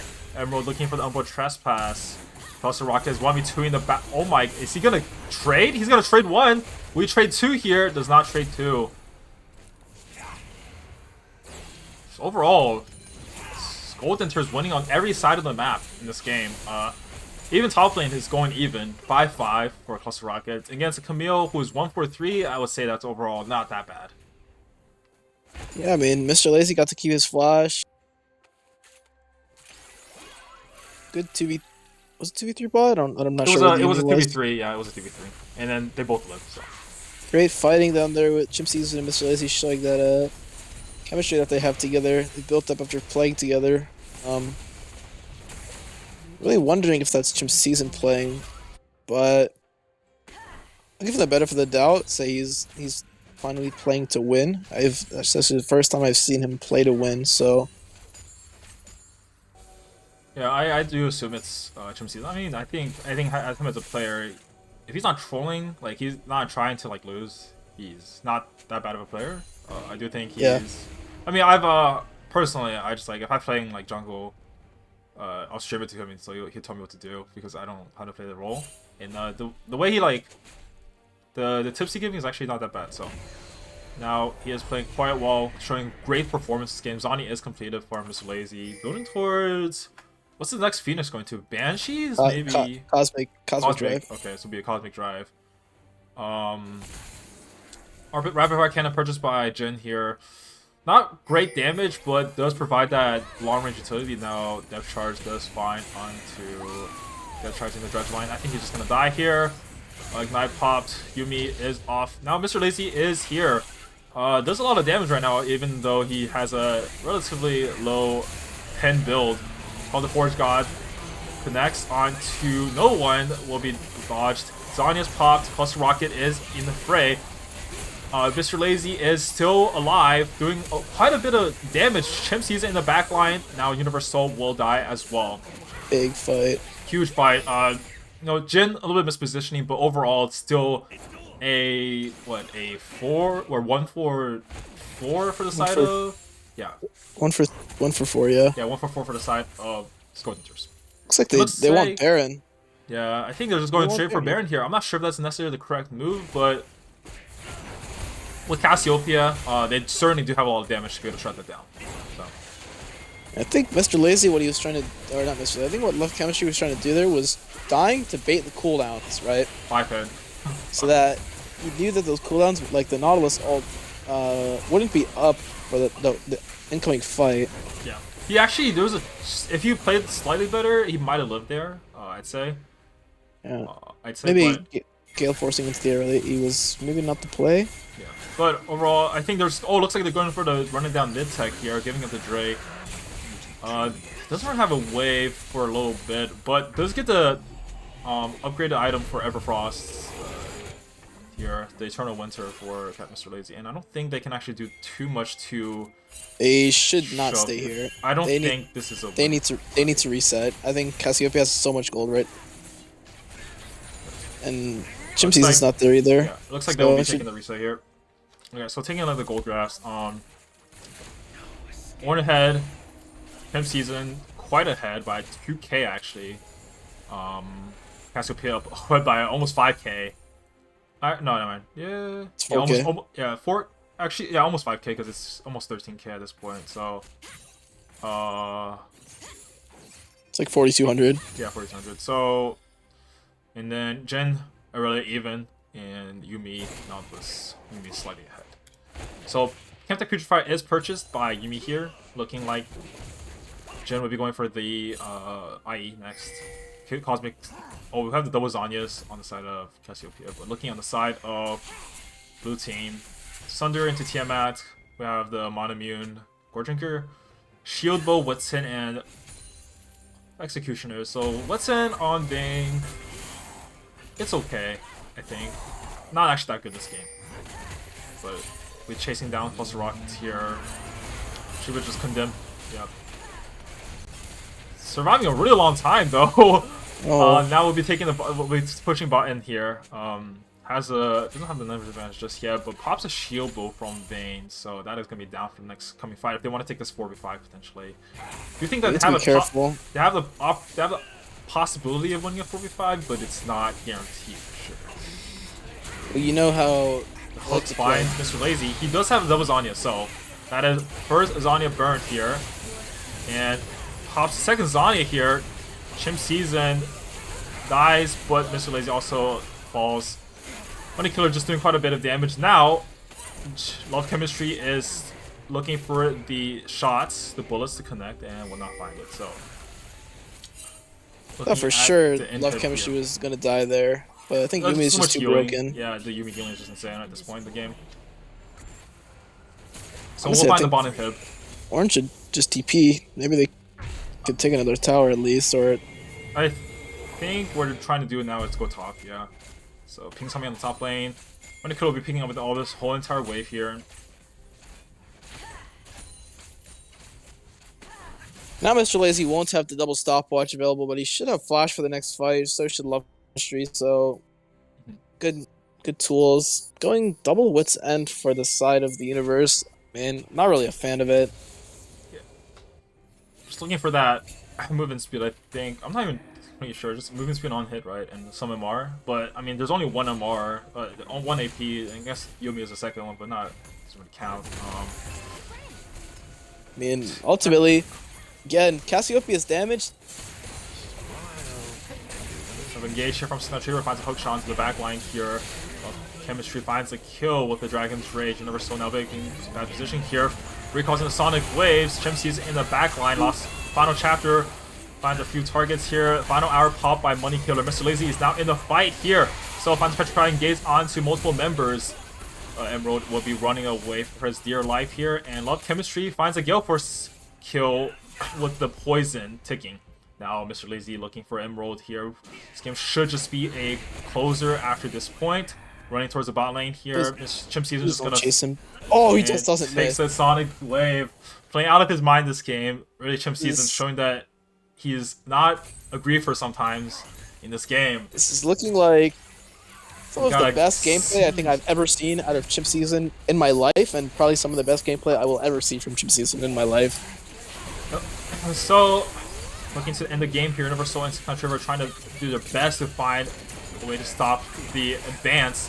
Finds the flawless duet, but Country are just gonna get one shot.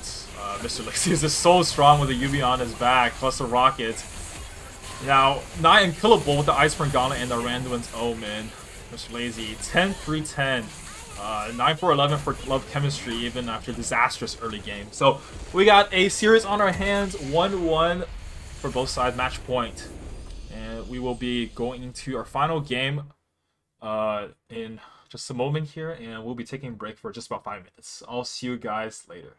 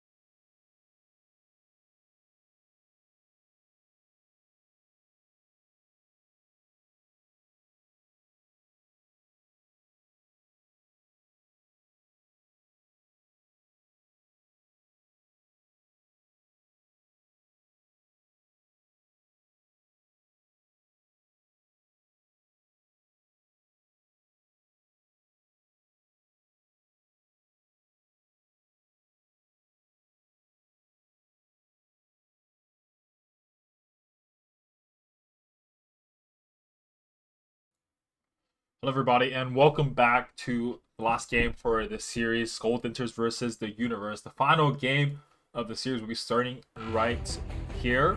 We have certainly 1-1 from both sides so far. Great, coming off a great performance from Chimp Season and Mr. Lazy in game 2 here, trying to secure that win. So now we are currently in game 3, starting the draft up right now. Pretty much the same bands as before. This time Cassiopeia is actually getting taken off the table by the Universe, but Karthus and Oswald, but Ziggs is now open.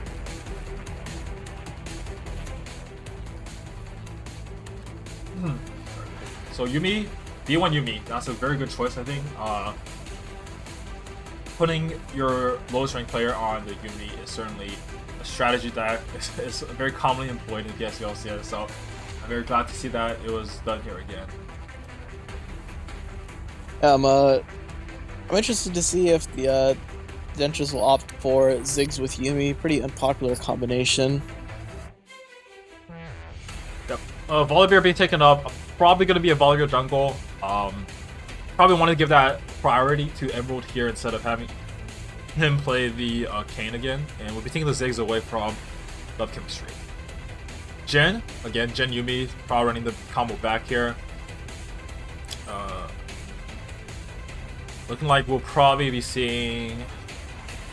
I don't think Universal wants to play Ziggs in this game, unless it's possible, but I don't see it happening. Okay. And running the back to Lee Sin for Chimp Season, coming off that stellar performance in second game here, so we'll see if he will be able to pop off once again in this game. I did say that he would never be able to repeat that, but maybe he'll prove me wrong and really perform.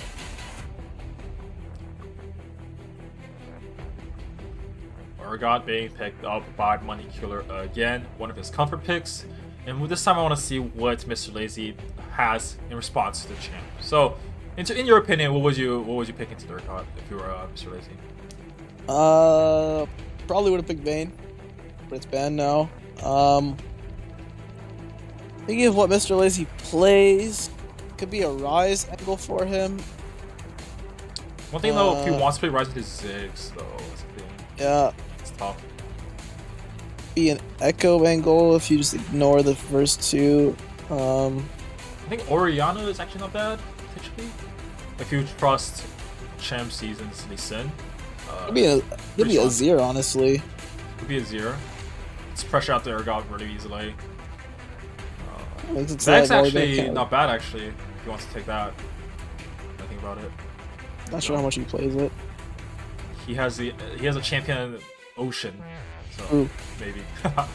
Jarvan looking like a ban for Emerald here potentially. Maybe suspecting that Volibear might not be jungle, maybe top lane. Senna is taken away from the table. A very good choice to ban out. Senna just offers so much utility, so much healing, and has that scaling threat for the game, since it's not really that easily punchable. I say I really like Azir here.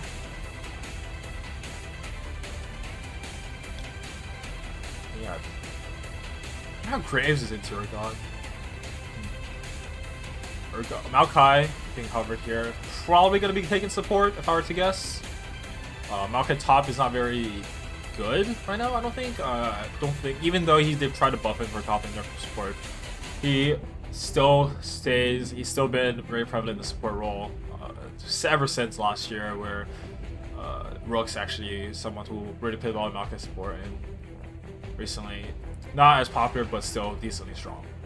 Yeah, Nivea's pretty good as well here. Just a control mage with CC range. Kind of what I'm expecting here. He needs some EP. Warren again. So running back to everything except for probably going to be the mid laner. Might be different since Cassiopeia is off the table. I mean, I'm expecting some kind of control mage. It could be Syndra, actually. I guess, like... Yeah, Syndra I think is good. Azir, Nivea, Ori works. Ori with Lee Sin is solid. Syndra with Lee Sin is solid.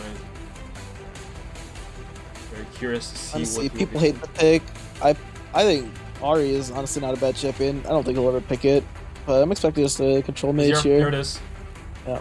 You think, oh, the Gwen pick up for... No. Is that for Universal, It's probably? top, yeah. Yeah, going into Orin, that is terrible for Orin.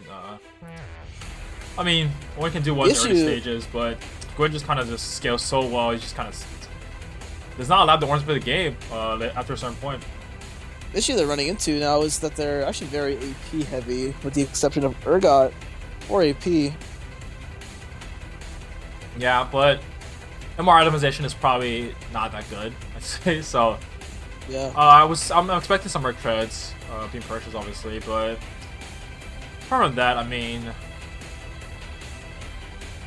Gwen actually does do a lot of true damage as well. And then, but yeah, I think going into Orin is just it's okay. I think for like a few levels, right? And then after that, it becomes unplayable. I mean, I just want the Orin to go Warmogs, Abyssal Warmogs. Oh, thank you for the raid, Thanos Gibby, aka Dig Baron. How was the game? How was the game between Limit Test, by the way, and the Zoo? I had money on the Zoo. The Zoo 2-0, it looks like. Well, GG's to Stu in Serial. It was a good series, but we are here for Game 3 of Skull Denter versus the Universe. Should be a spicy one for Game 3 here. Currently, we're waiting for the players to get ready to get into game here, so we're gonna be waiting on that for a little bit. But overall, what do you think of this draft, at least, at the very least? I give the draft edge to Skull Denters. I think it's pretty hard for the Universe's 4 melee champs to play into Azir, Ornn, Lee Sin. Jhin could run into problems because overall the side of Universe is pretty beefy and Jhin tends to struggle hitting tanks. But kind of hard for Gwen to really do anything to the Skull Denters because Gwen pops ult and looks like she wants to go in. Like, could just be like a quick Lee Sin kick out and disengage, or you need ult, final chapter, you know. Yep, like they have a lot of ways to mitigate the Universe's engage potency. They can't really split that well if the Ornn goes like Abyssal Mask into Warmogs. You just like kind of clear the wave and take some trades from Gwen, heal it back, and just repeat. And they don't really have any other options. Like the only other range is Ziggs. Yep. I think this game will probably, honestly, side lane is probably going to be key in this game for the side of the Universe. 1-3-1 is actually starting an option. Given that Urgot and Gwen, I'd say, can both perform relatively well on the side lane. Maokai can provide that support with the saplings, and Ziggs has that infinite wave clear. And on the side of Skull Denters, they just want a team fight, right? They have the Ornn, they have the Azir, they have the Yuumi with the Lee Sin, just kind of diving the back line. Gem providing that long range support with the Deadly Flourish and the current call. So, a bit of a clash of playstyles here. So, I'd say that if Gwen can get really far ahead and they can't really stop her in the side lane, it will become very, very difficult for Skull Denters. But apart from that, Skull Denters has a very easy team comp to execute. And they will be able to, I'm thinking they will, as long as they don't allow the split pushers to get too far ahead, they can do well. It can be a little hard to walk into the Universe, like an objective setting, walking through like Ziggs bombs and Maokai saplings could be problematic. Super hard, but once again, if that Ornn goes Warmogs, an item, takes the poke and heals it back, and then they just get free entry onto the site. Yep. We're gonna pick ban here. Should not have any surprises this game. Should just be win top, lot of your jungle, Urgot mid, Ziggs, Maokai bot. Definitely want to take MR runes for Jhin and Yuumi here, but overall, yeah, as you said, quite AP heavy. Even the Volibear has a lot of AP later on in the game because of how he interacts. Yeah, I really want to see if what boots Jhin goes, because I've seen some people at Worlds, particularly the LPL ADCs, are actually okay going defensive boots as opposed to Swifties. So like, I've seen some go tabbies into AD heavy teams, so maybe he considers going Merc Trance for his boots. Yeah. I think Miss Fortune also does the same thing. She often goes tab eyes, I do believe. So Dude, the Merchant is actually quite good here. Not even for the tenacity, because I mean, if he gets CC, he's probably dead. But just from the poke for Ziggs, just that extra little MR for Ziggs and Maokai should help a lot in this game. Yep, I agree. So far, draft or picks are going where we expect them to go, really. So we're swapping Universal and 6-9 Triple over again. With him taking either the Maokai or the Ziggs, not sure which one yet.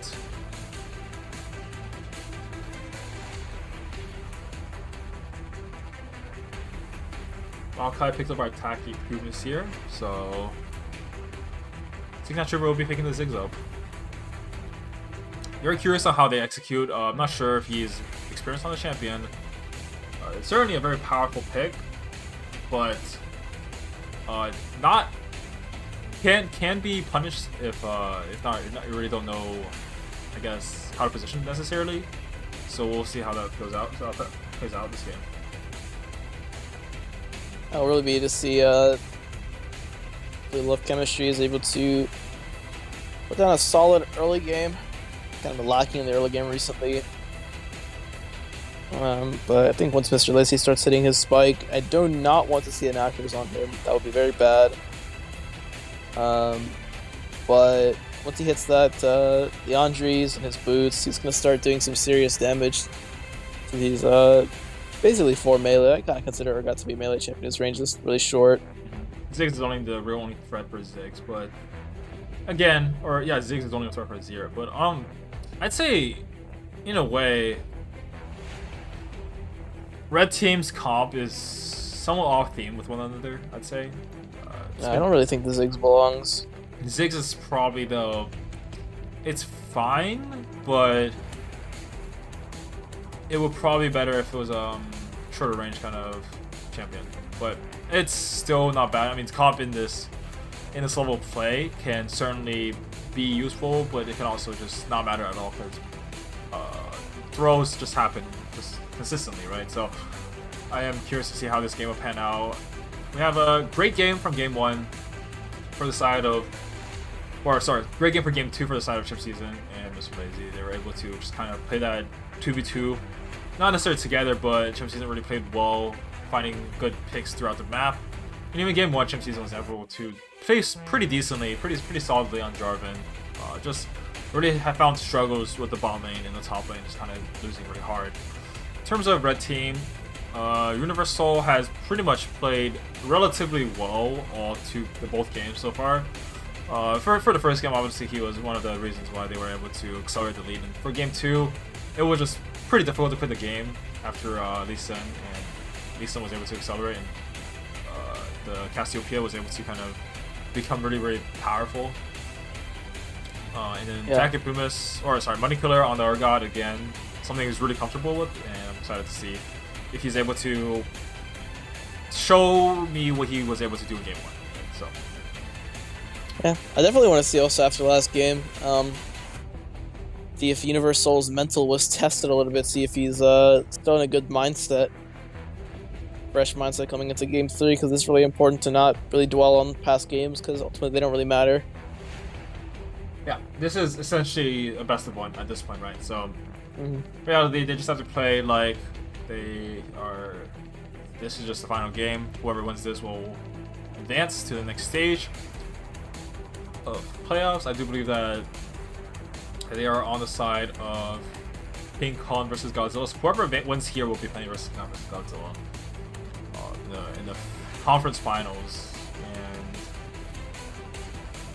in terms of the opposite side, we actually do have a game that was concluded already. The Zoo has already 2-0, the limit has been away, and currently we're still waiting on the match results for a Mid-Mox team versus Deadcap for QE.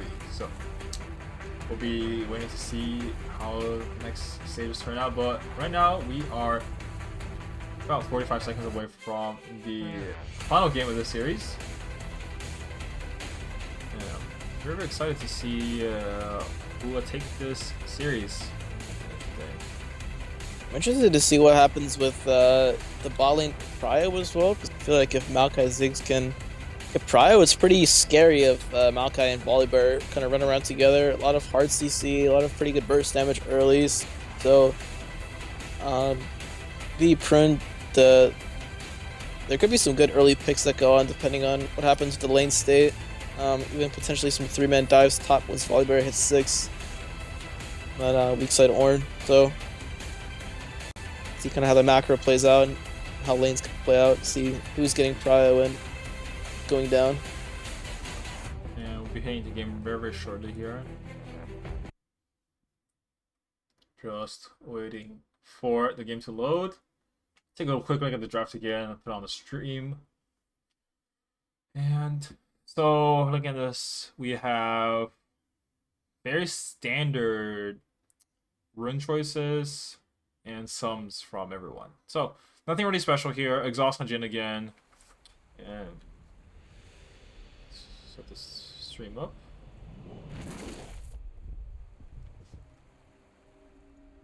Can you see my stream properly, Avi?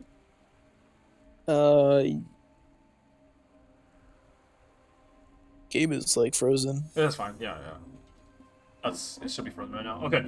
Okay. So we are in game now here for game 3 between Denters versus the Universe.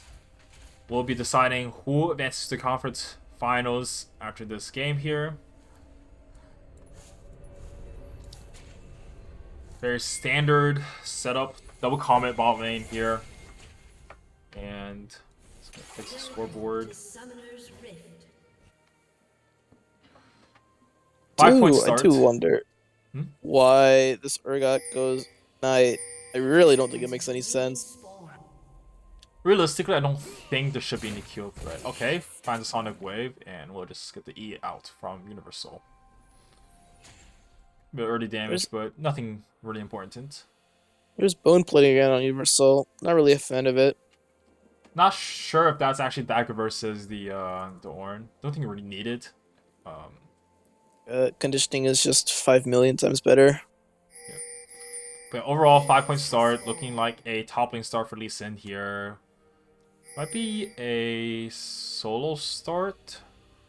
Potentially, I'm gonna see. Looks like it will not be a solo start. Sapling does find Love Chemistry here. Love Chemistry is quite familiar with the Maokai support. Did play with Rooks on the Division 2 team last year, who was quite a avid player of Maokai. Looks like we opposite side start for the junglers. Pretty sure it's not that great to go Comet on Maokai. I don't actually think you get much more damage from the Comet. Yeah, I don't think it's that good anymore. They've nerfed the E so much at this point that it's probably better to go Capture Shock and just go W max to engage. Or maybe 3 points like E, I think. Also not sure if he's gonna go Mandate, but I also don't think Mandate's very good either. Most people just go Locket. Yeah. No, Yunsung Park, the Yunsung York, the jungler for Penn State Blue, does put out Maka Spread, and I don't think he ever goes the Mandate anymore, so. Also think I saw bone plating on Urgot. Again, not really sure why. Second win here is just insane, honestly. Yeah, the second win would be much better. So with the combination of bone plating Ignite, some questionable decisions being made from the start. Finds a crash early, the second wave crash. Maokai looking for a roam here. Probably looking to disrupt the jungler a little bit. Let's take a look here. Maybe a little roam here. Finds the flash W. Dead. Mr. Lace has to flash out. So flash for flash strongly favors the side of the Universe here. Or, yeah, the Universe. Now Volibear can just kind of flash on the mid lane and should be a kill for free. Yep. Mr. Chimp Season. Doing a little bit of trading here. Has a lot of damage here. Pops Exhaust. Oh. I don't know about that one. Not sure if that was actually necessary, but might be a solo kill for wow. I guess 1v2 kill, and Mr. Lazy should die here. Double kill for money kill. Yeah, I think Chimp Season was probably looking to blast over the wall there instead of into the Urgot. I'm guessing. A little bit of mechanical misplay, but knowing Chimp Season, I'm not sure Chimp Season knew what he was trying to do there either. Maybe just trying to look for some style points or dodge it. I think the Urgot E, so yeah. overall the map was 2 for 2. Alright, Closer Rockets, caught out here, has flash out. Emerald getting like forcing that flash out, and now Gwen should have just absolute priority over Closer Rockets for the rest of this game. Or yeah, pretty much for the rest of the game. It's just a really impossible play, especially after Gwen gets the gets some items on her hand.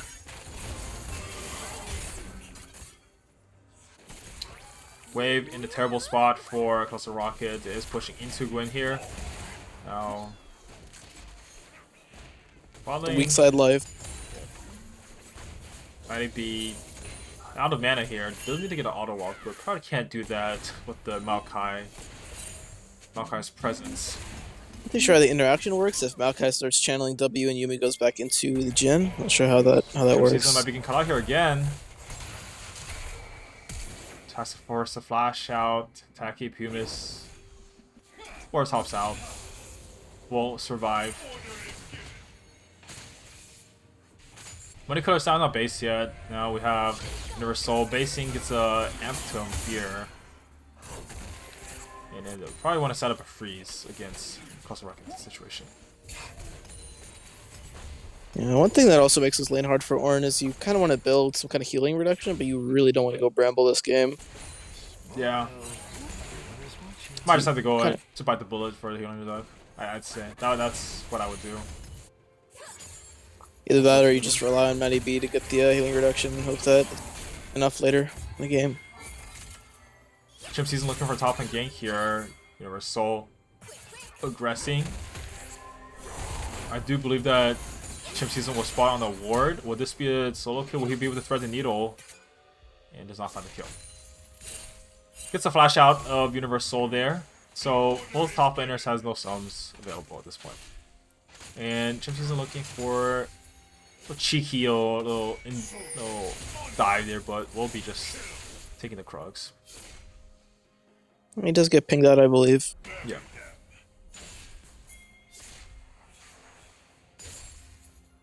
Now, Money Killer and Emerald looking for the collapse here, potentially. Take the Q. Let's see. Does not dodge the Q here. Chimp Season will not be in threat. So, very, very stable game 3, honestly. For the most part. We I think that do favors have the a blue hard team. CS. Has a 9 CS lead for Love Chemistry. Get some Merc Treads as you stated earlier, which is quite good here for sure. And should feel pretty good about laning at this point, since both Ziggs and Maokai without any real pen shouldn't really be able to do too much versus Jin anymore, given the Merc Treads and the Yumi healing.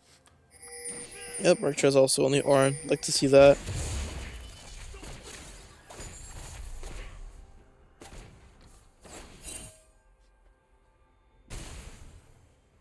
So Volibear, Maokai roaming together, looking like they're starting the Drake here. I think it might have been spotted out. I cannot tell.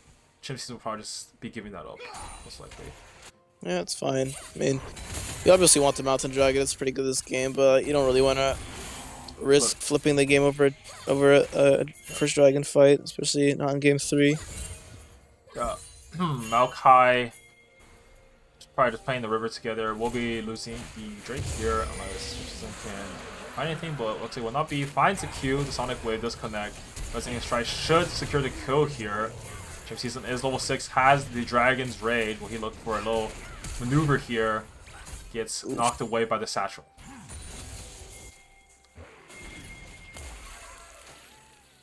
Yeah, it looks like Maokai will be going for that Drum Mandate. Does have the Band of Glass here already.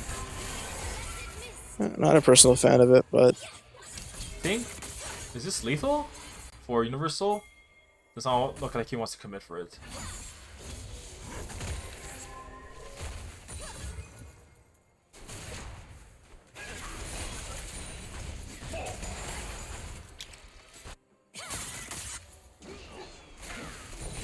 Chimp Season looking. Will he go for the kick? Not terrible insect. a little bit sloppy, but a little bit slow, works. but it works out. It's all good. Follows a Q. Oh! Oh, he's smurfing. Very good. dive onto the Universe bot laner with Chimp Season. We need to get a check to see if Chimp Season has a aimbot script or something. I feel like he just never misses his cues. Never misses.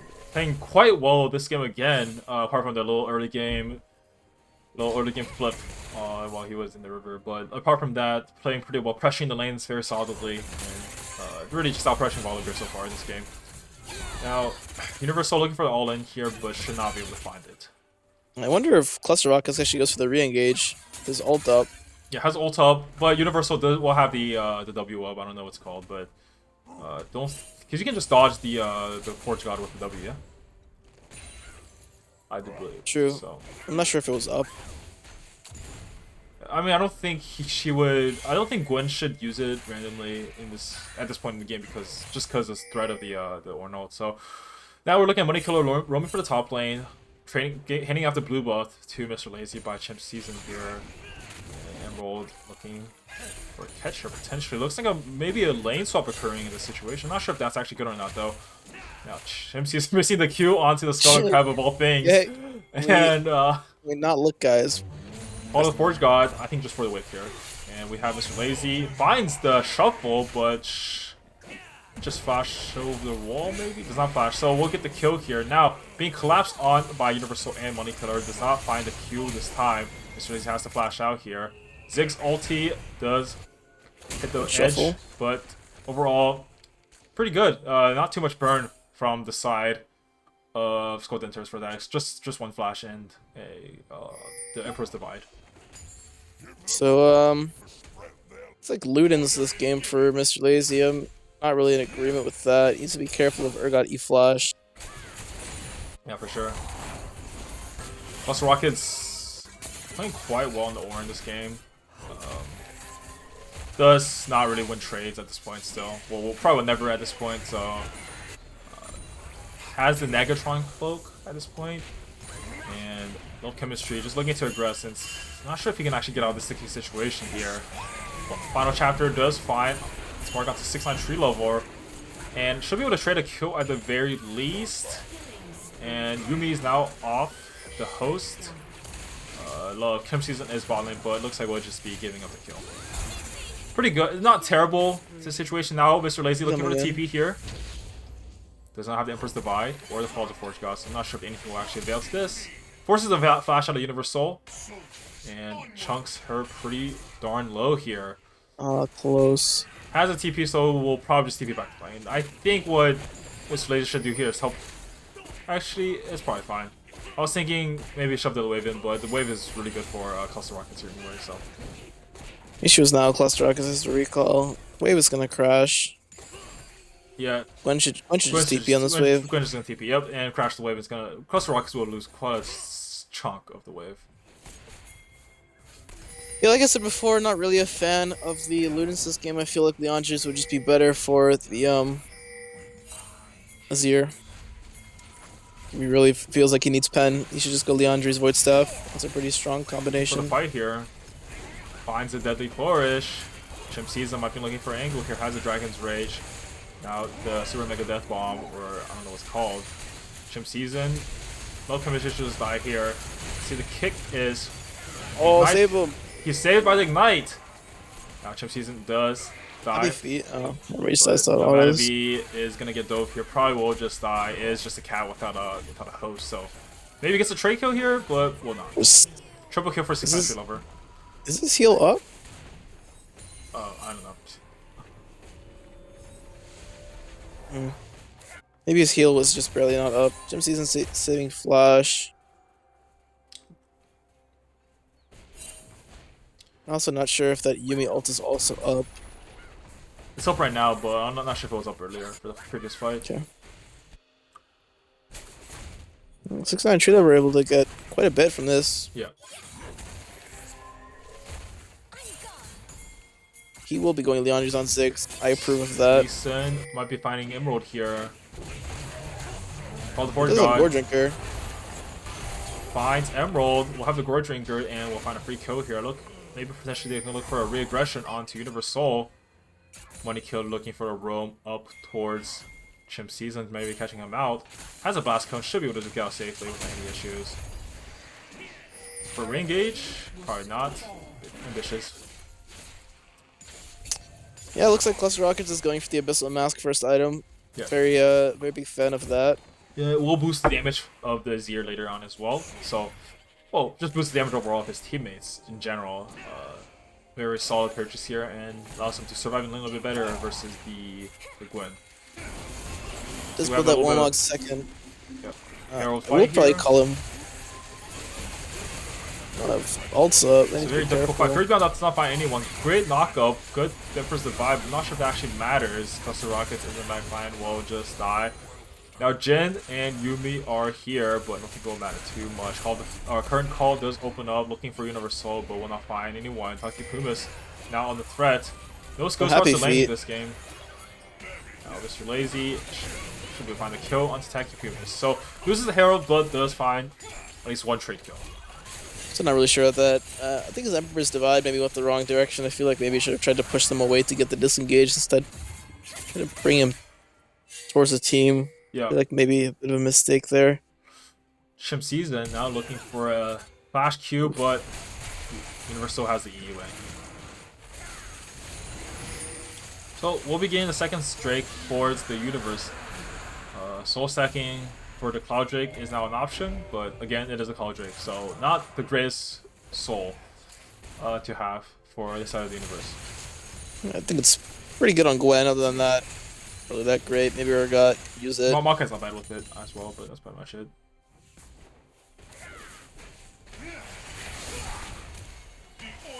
A bit of engage from Mr. Lazy here. The Satchel doesn't seem to be available. Now Mr. Lazy is getting quite chunked by the minions and the Leandri, so we'll be disengaging from that.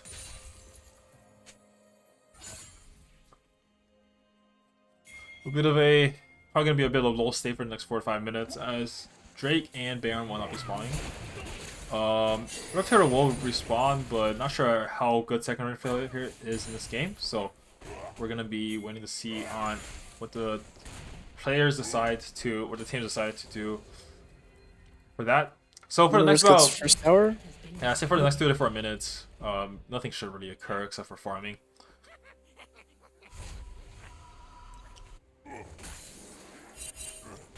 Gold is even across the board. Yeah, very close game this one. Final chapter gets popped for no reason once again. Rift Herald is used in the mid lane. We'll get that first turret here. Or second turret, but good kick. Not sure if it's necessary, but good kick. We're well played. I mean, he had flash actually. He might have gone now without the kick. So he just confirms a kill and really only commits a ward and a kick. So I think it's fine. Yeah. So Universal Money Killer switching. Money Killer looking for a kill potentially on the Ornn here, who has no armor at all. So he will be doing all the damage to the Ornn. Overall, pretty much a low state for the next couple of minutes. Gold, very even as you said earlier. Kill you towards Denters, but just only 3 kills. Not actually amounting too much. The Drake advantage obviously towards the universe, so has a soul stacking possibility. Do you think Love Chemistry is going to make me a little bit sad with that stated their purchase? We'll be purchasing the Collector most likely. Not most ideal choices, but it is what it is. I don't think he's very happy after these past few games, so he's seeking a little bit of dopamine from the ability to maybe collect someone. Not even sure who he's going to be able to collect, considering the enemy team was pretty beefy. Maokai build, not that great. He's really squishy with no aftershock. Basically no HP. Chip Season for the Resonating Strike onto Emerald here. Not sure, maybe a little bit ambitious here. Has a Gold Trigger healing and Yubi healing. Never mind, he is so tanky. Will he find the second Q? Does find it, but it's not out of range. So, third call from melee range. Satchel charge does cancel it out, and then now Takipumis is in trouble here. Will he find the kill here? Chimp Season does dive to the Fear Beyond Death. Now 90B333 will have to go back onto Love Chemistry, but that he will also die as well here. Now we have a TP from Mr. Lazy and Ornn. We'll find the Shurima Shuffle. Find the Call of the Forge God onto Money Killer. Cluster Rockets quite low here. Now Mr. Lazy is trying to fight a little bit of a sticky situation. Penta. Is that going to be a Penta for Money Killer? Probably not. Mr. Lazy does get the E out. Money Killer getting all the kills in that situation. Has a Titanic Hydra, so his wave clear is quite nasty to say the least. It's exactly what you want for the universe. You want all your gold on the AD champion so that the Amara itemization on the I don't remember their team. It's Head Denters? Skull Denters. Skull Denters. That's right, Skull Denters. Yeah, so Skull Denters really want to itemize MR, but all the kills are on the AD champion, so it's kind of their worst nightmare in terms of itemization. That's Iceman Gauntlet here, actually, it looks like. So, maybe might have been better to go for more damage, I'm not sure. It's just so far ahead. But he will be really very tanky in these fights, though, so still okay. Personally, really sad to see Serena Dirk and the Ludens. Do think there could have been some better options. Chimp Season prowling a little bit. Get the slow. Finds a Q, but don't think he should commit here. Now we're looking for the Drake setup here. The Cloud Drake is spawning about 20 seconds. Chimp Season running down. Actually has the double dot. Hit by every single. Oh, he's looking for the. Oh, he's dead. Very vicious. Has the E. Can't do that against our gods. Maybe old Chimp Season is starting to recover. I think he's gonna reverting to old Chimp Season. Really don't want to see that if you're the Skull Denters. Yeah, so Drake will be going over towards the universe here. Has the soul point after this one. So in 5 minutes, they will get the soul here. Not that big of a deal considering it is a cloud soul, but nonetheless, it is still a soul. One of the possible opportunities here is actually just give up the soul and just try to play for Elder, which is not actually that bad of a thing, especially since it's a cloud soul. The only issue is pretty hard to fight for a dragon. Chemistry might be cut out here. He's not in a good spot here. He's just probably just dead here. Gets a Gale Force out. Has a sneaky movement. Happy Feet. Now Chimp Season. Oh, he's dead to the Mega Inferno Bomb. Chimp Season probably will be retreating from this. Goes back in. Has a Gore Drinker. And is he gonna die? Gets the Ward Hop out. Satchel does not connect. Or Beyond Death disconnects. So Sniper. And Matty B is also. Yeah, a little bit ambitious for the Chimp Season here. We'll lose the Baron off of that, most likely. And Mr. Lazy's wondering, it's like, guys, I'm getting the tower. Why are we fighting? Because of Royalize, I'm not sure if that's actually that good. This game, what do you think? I definitely would have preferred something like Leandri's Demonic. The double burn would be quite potent against the enemy team, even like a Leandri's Void Staff, Leandri's Banshees. Yep. There's a lot of better itemization that they could be going for, especially with the Collector being finalized. Maybe some building blunders. I'm sure they have the reasoning for it. Yeah. Maybe not. We'll be seeing the Putrefier being itemized for Matty B here. Pretty solid itemization choice. Very solid chunk of healing on the side of the universe this game. So just a bit of a lull state. Probably gonna be for the next 3 minutes in terms of objectives, but I do believe that the universe has the Baron buff on all 5 members. Should try to pressure with the 1-3-1 this game or this situation. Cluster Rocket is probably getting caught out here. Has 3 members collapsing onto him. Maybe looking for a little trade here. Chimp Season will find Emerald.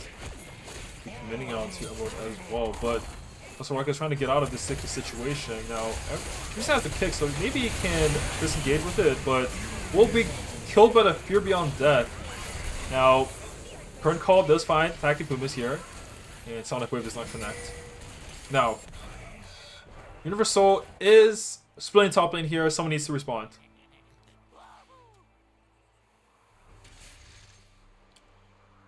Currently looking like no one taking time to respond to that, so Universal should just be able to get a free inner top. We'll probably have to give up the mid, but Zig's wave clear is quite potent at this point, so I don't really think this is a good idea by the yeah, they're gonna be up top inner for that. That's 600 gold in the Gwen's pockets. Not really ideal, I'd say. That's 2 kills right there. So maybe a bit of a macro misstep, especially considering Ziggs and Urgot right now has just so much wave clear. Finds W first, but should not match anymore. I think really what you want it to do is Ornn is just try and soak as much XP as you can, hit those Ornn upgrades as fast as possible. Yeah, try to even out the gold at least at this point. Right now they're at a 5k gold deficit, 4.5k gold deficit. So, getting the ornaments will help a lot. Let's see, he's level 13. Ornaments coming at what, level 14 now? So, we'll be waiting for those to come online.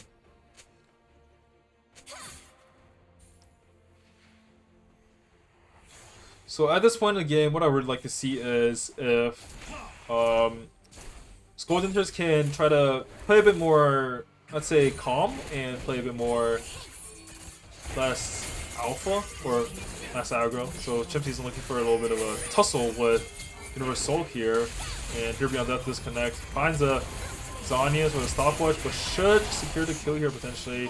Now Universal also pops a stopwatch here. Deadly First does find its mark. Of the Forge God is denied by some sort of CC, I'm not sure exactly what. Chimpsy gets a great Forge Drinker pop here. Now, Volibear is in the back line, does get murked. 6-9 Tree Lover in a kind of a pretty bad spot here. Now, Mr. Laser just free hitting. And looks like this will be a throwing going on again. With the Cloud Drake coming up in about 5 seconds here, that would be denying the soul for the universe. Well, I think like we're really starting to see comp difference can have a pretty big impact. It was really hard for anyone on the universe to actually hit the damage dealers like Jin and Azir. Yeah. And you have so much peel coming out of like Yuumi ult, Ornn ult, Lee Sin kick. Like there's just so much ability to remove the melee damage dealers.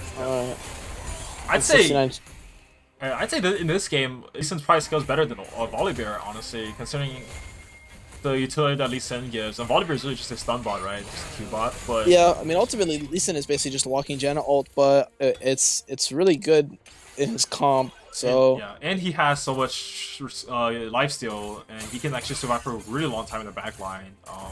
Longer than he should, really. But so at this point, the comp difference is starting to show its true colors. Just as long as the carries, or not even just the carries, just anyone just not misstep, it's actually really easy for them to just kind of be able to kind of crawl their way back into this game. Ornn does have his first ornament. We'll get the Luden's Tempest. Or I have Luden now, but yeah, I mean, it looks like he's going for the Cosmic Drive again. Not a really big fan of his build. It's an OPO build. Makes sense. Really would have wished it's like Leandri's Void Staff +1, or maybe Leandri Demonic Void Staff, something like that. But at the end of the day, he is still doing so much damage at this point. And there's not that much resistance that's built by the universe, right? It's just Merc Treads and a Thornmail, right? And in terms of MR resistance, it's just 2 Merc Treads. No other Frostfire. Yeah, and a Frostfire, yeah. So in terms of resistance to Azir, it's pretty difficult. Looking like we have a little tussle going on here, bot lane here. We have the collapse coming from the universe potentially, but Chimp Season is here. I love chemistry, can join the fight quite easily with the Deadly First current call. But looks like nothing much will occur here.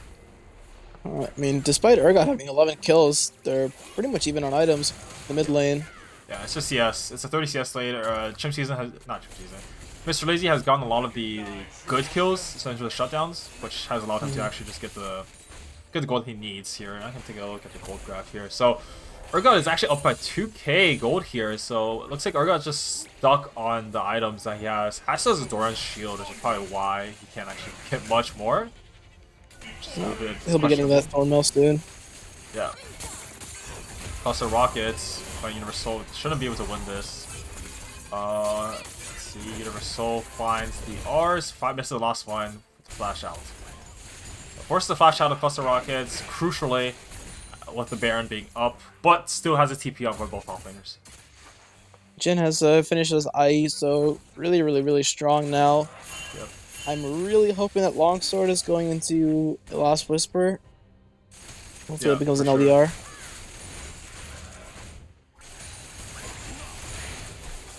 Yeah, but the wave clear on both sides is quite potent at this point with the... I mean, Jin has decent wave clear for sure, and then obviously Azir's wave clear is just pretty much uncontestable except for Zig, so...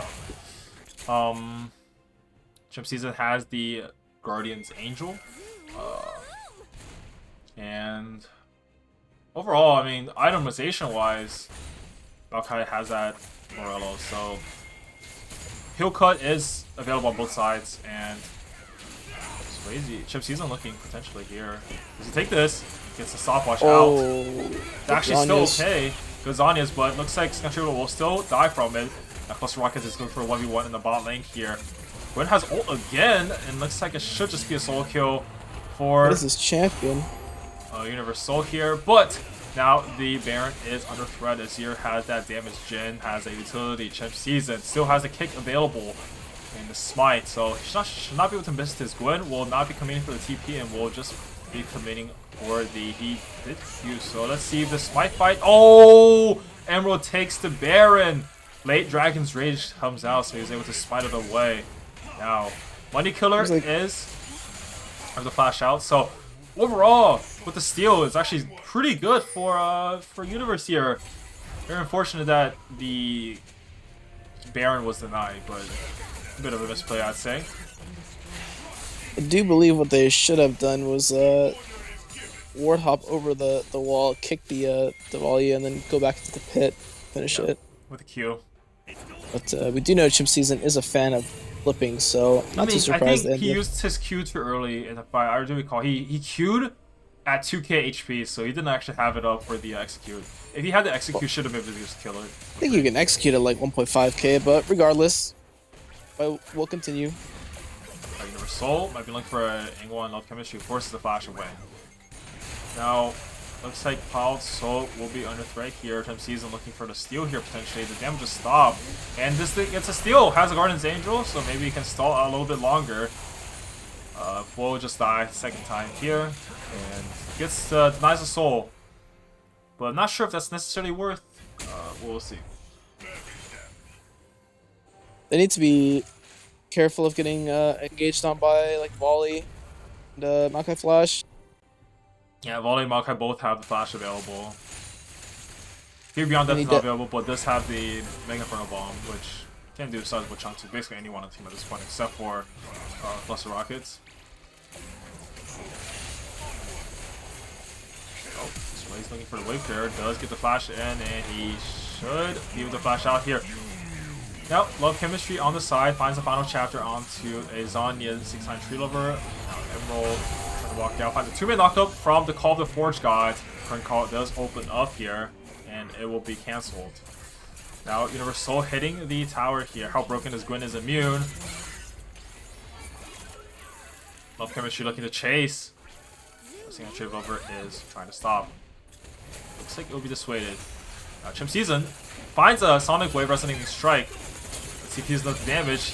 He is so much healing, even through the red smite. Does not find the second Sonic Wave, and Gwen is full HP basically again somehow. Now check down to half about, and is able to get away from the second Sonic Wave. Will he finds another one here, and does find the next one.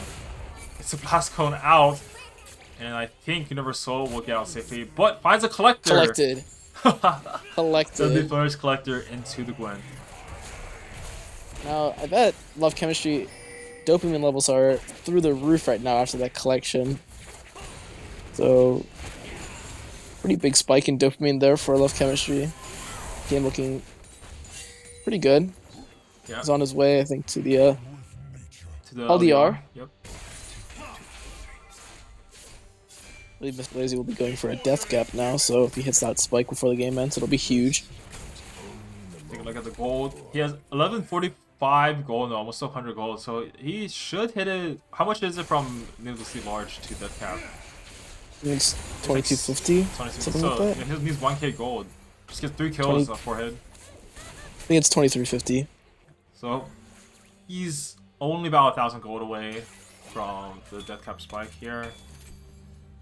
Chip Season gets the Gore Drinker upgrade. One thing I've actually noticed in this game is that vision is a bit troubling for the side of Denters. Yumi, Matty B not really a support main, kind of showing having pretty low vision score, not really clearing out wards as successfully as he should be. Doesn't have the control word. I mean, to be fair, not really anything to fall. It's kind of hard to get vision as a Yumi. Yeah. It's kind of hard to get vision against something like Ziggs, Mount Carry. You know, if you walk into a bush that's not warded, you could take half your HP and just random poke. But it's quite difficult. I mean, with the comp here, Lee Sin does like to kind of hide, so not having vision is a bit difficult. You know, Chimchiza might be looking for an engage here. Probably doesn't want to queue onto the Urgot. Urgot can just instantly eat it, so not the best target to say the least. I think it may be a good idea to just give the dragon and allow Mr. Lazy to hit his item spike, and hopefully Love Chemistry hit his item spike as well. And play for the Elder Drake for sure, because if you can get the Elder Drake, it is game over, right? So losing the Cloud Soul is not that bad in this game. It is obviously not ideal, but it's probably better to give it up and play for the Soul, or play for the Elder. So it looks like Chimchiza will be looking for another Soul here. Does not find a second Q because Gwen is immune. Pretty balanced ability. Indubitably. Ultimate ability on a 25-second cooldown. A basic kit. Pretty interesting. I don't actually know what the cooldown is anymore, but it's not that long, right? Well, it's long, but like, it's not that long. I don't know. Don't really play Gwen. Yeah, so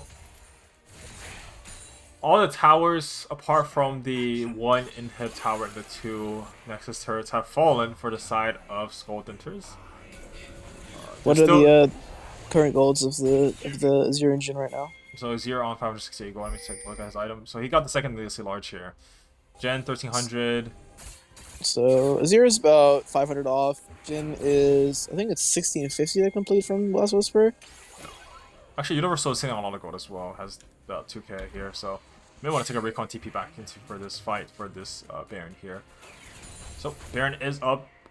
Cloud Drake is up. Might not be a bad idea to have Gwen just solo the Cloud Drake here. It looks like that's what will happen. Bot inhib or bot lane is being pressured super hard here. Has 2 supers stacked up. Looks like you gotta be careful because Ziggs and Gwen both have TP, so they can end the game really quickly. Yeah. So now they have to answer the bot wave here. Nexus turret is just getting destroyed. Cloud Soul is secured. Baron will probably be also secured unless Chimchiza can find the Miracle Steel. Azir is not the fight. Does have the TP here. Current call is used. Chimchiza looking for a kill here. Finds 1 onto Money Killer. Finds 2 collected. Finds 3 on Taki Pumas. Oh my god. Now looks like Baron will actually be secured by the side of Denters. Oh, no way he steals this, right? Work. Oh, no, he steals that. Okay. Emerald does not find the steal. Mr. Lazy is fighting in the bot lane here. Looks like we'll lose to Universal just barely. Universal on such low HP, but we'll heal up. Here's like Gwen was like literally 1 HP. Not really sure how she won that. Yeah, that was close. Maybe just a medium difference, honestly. Who knows? But now, Mr. Lazy does purchase the Rabadon's death cap, so he is a lot stronger for the next coming fights. Elder Drake in 5 minutes, so that is the timer we're waiting for that to tick down. Yep. 37-minute game, pretty long game for our last game of this series. Just waiting to see who messes up first. Do want a banger for our last game. Yeah, so at this point in the game, I do think that, I mean, if we're looking at pure 5v5, right, I do believe that Denters should have the clear advantage. As you saw in the last fight, it was a 4v4 without Azir, and they just, like, obliterated them with no issue. So I would like to see how they decide to pilot this Elder fight, because what I'd like to see from Universe is probably just for Gwen to sit top and just try to draw pressure so that they can't actually start the Drake for free. But they've shown that they can still win a fight without Azir, who's probably the second strongest damage dealer, or second strongest damage dealer next to Jhin, right? So given that situation, not sure how the universe can actually respond to this teamfight comp so far. So the two angles I see from the universe are just putting getting into the Deadly Flourish finds its mark here, called the Forge Shot, does connect onto one. Now the Maokai ult does hit onto multiple members here. Sonic Wave does connect to Emerald, but will not be taken. Now, you're looking at a 5v5 situation here, which is pretty disadvantageous for the universe, but it looks like they'll be taking this nonetheless, trying to respond to the 5-man push in the mid lane here. Yeah, running is probably the best choice if here. I'm the universe right now, Yeah, go ahead. I just want to give these towers or whatever. They don't really mean that much. Make sure you are in Dragon first and can lay down those saplings and really punish the Skull Denters, right? Oh wow, he just died. Gwen is immune. Gwen is into the back line. Now, Fear on Death does find Mr. Lazy, but he is not low enough.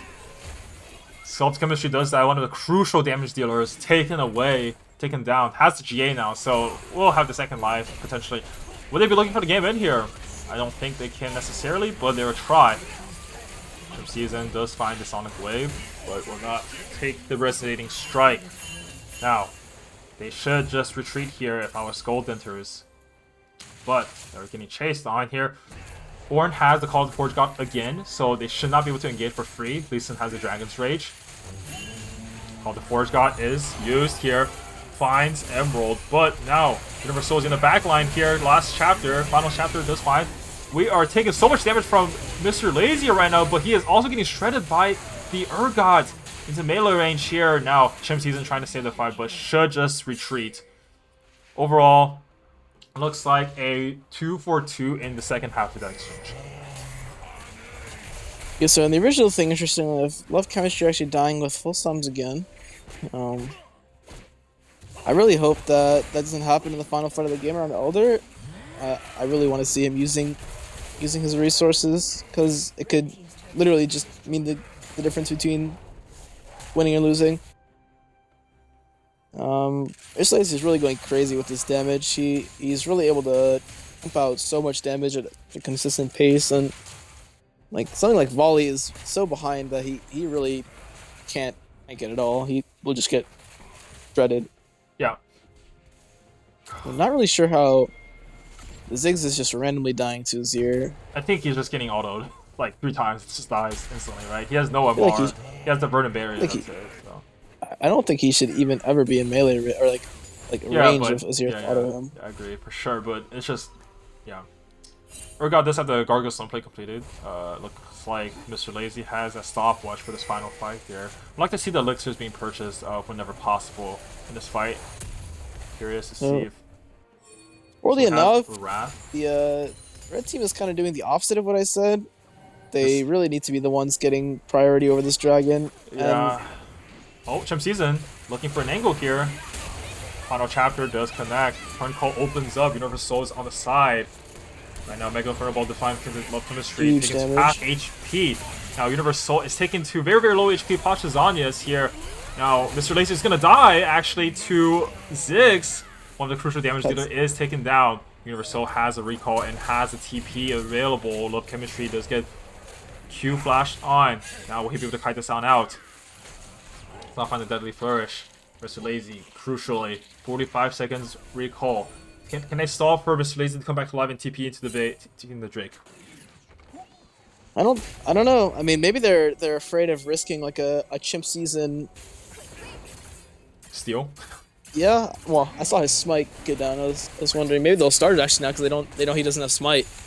So, crucially, right now, Chimp Season does not have smite. They're still scared of the steal, which is fair. Chimp Season is in the pit right now. Now, Cluster Rockets should just die to Universe Soul here. Chimp Season getting caught here. And Fear Beyond Death does find, and looks like Cluster Rockets does die here. Chimp Season still trying to look for the steal, but flashed on by Tacky Pumis. Super Mega Death Rocket does not find its mark. Elder Drake is ticking, trying to get out of this alive. So Elder Drake is now picked up by the side of the universe. Yeah, I don't know. This is a really, really tight game. Baron is up. That should be free Baron for the universe here. Yeah, I mean, Mr. Lazy kind of went for a bit of a flip play. Unfortunately, it didn't work out for him because I think if he had won that flip, probably would have won the fight for his team. So I do I think can't fault him he too should much. have just played front to back normally, honestly. Yeah, I mean, at that point, the Gwen is out of the fight, right? So you can really just focus on hitting the Elder and making sure that the other four don't walk in. Now they're in a tough spot because the universe will get Baron and they get complete pry over the base of the Skull Denters. And so double inhib mid bot will probably go down, and then we're once again in this really scary spot where Gold Denters aren't really able to leave their base because there's always the threat of double TP coming in, and if Ziggs just TPs, he will literally just one-shot their entire base. So Yep. Okay, Mr. Lazy finds the Emperor's Divide, but should just die to the Elder Burn here. Now Call of the Forge God is committed, but so much damage is coming out. Mega Inferno Bomb does find its mark onto 3 members here. Now Quinn will take the base, has a TP again here. Well, I don't think he used it before, but I love chemistry, fighting, playing with fire really here need with to clear Elder these Drake. minions. Yeah, I Yeah, think this game is probably all but over here unless there's a miracle play somehow. But Elder Drake and Baron is just way too powerful. We have a kill onto Jin here. Love Chemistry will die. And that's GG. Universe takes the game 2-1.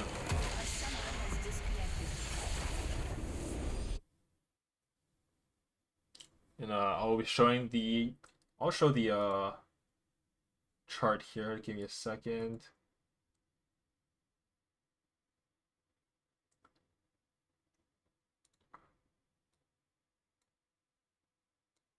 So, taking a look at the damage charts. We can just take a look since it was a pretty tight game. Yeah, Mr. Lazy with the 53,000 damage. Gwen's 37. So, just quite insane damage overall for the side of Skull Denters. They very, very well had the game in their hands, but at the end of the day, it was quite unfortunate. But a few mispositionings, few poorly taken fights throughout the game, and that resulted in the loss for Skull Denters. So yeah. Ultimately, just some mispositioning and some team fight faltering happened, but really good series overall. so that concludes our coverage for PSU LCS quarterfinals here. Looks like Mimok versus Death Cap for a Cutie has also concluded. That was a 2-0 for Mimok's team. So currently, what the standings will look like is it will be the Zoo versus Mimok's team and Skull Denters, or sorry, the Universe versus King Kong versus Godzilla next weekend. Be sure to check those games out. And that is all from us today. Thank you for watching.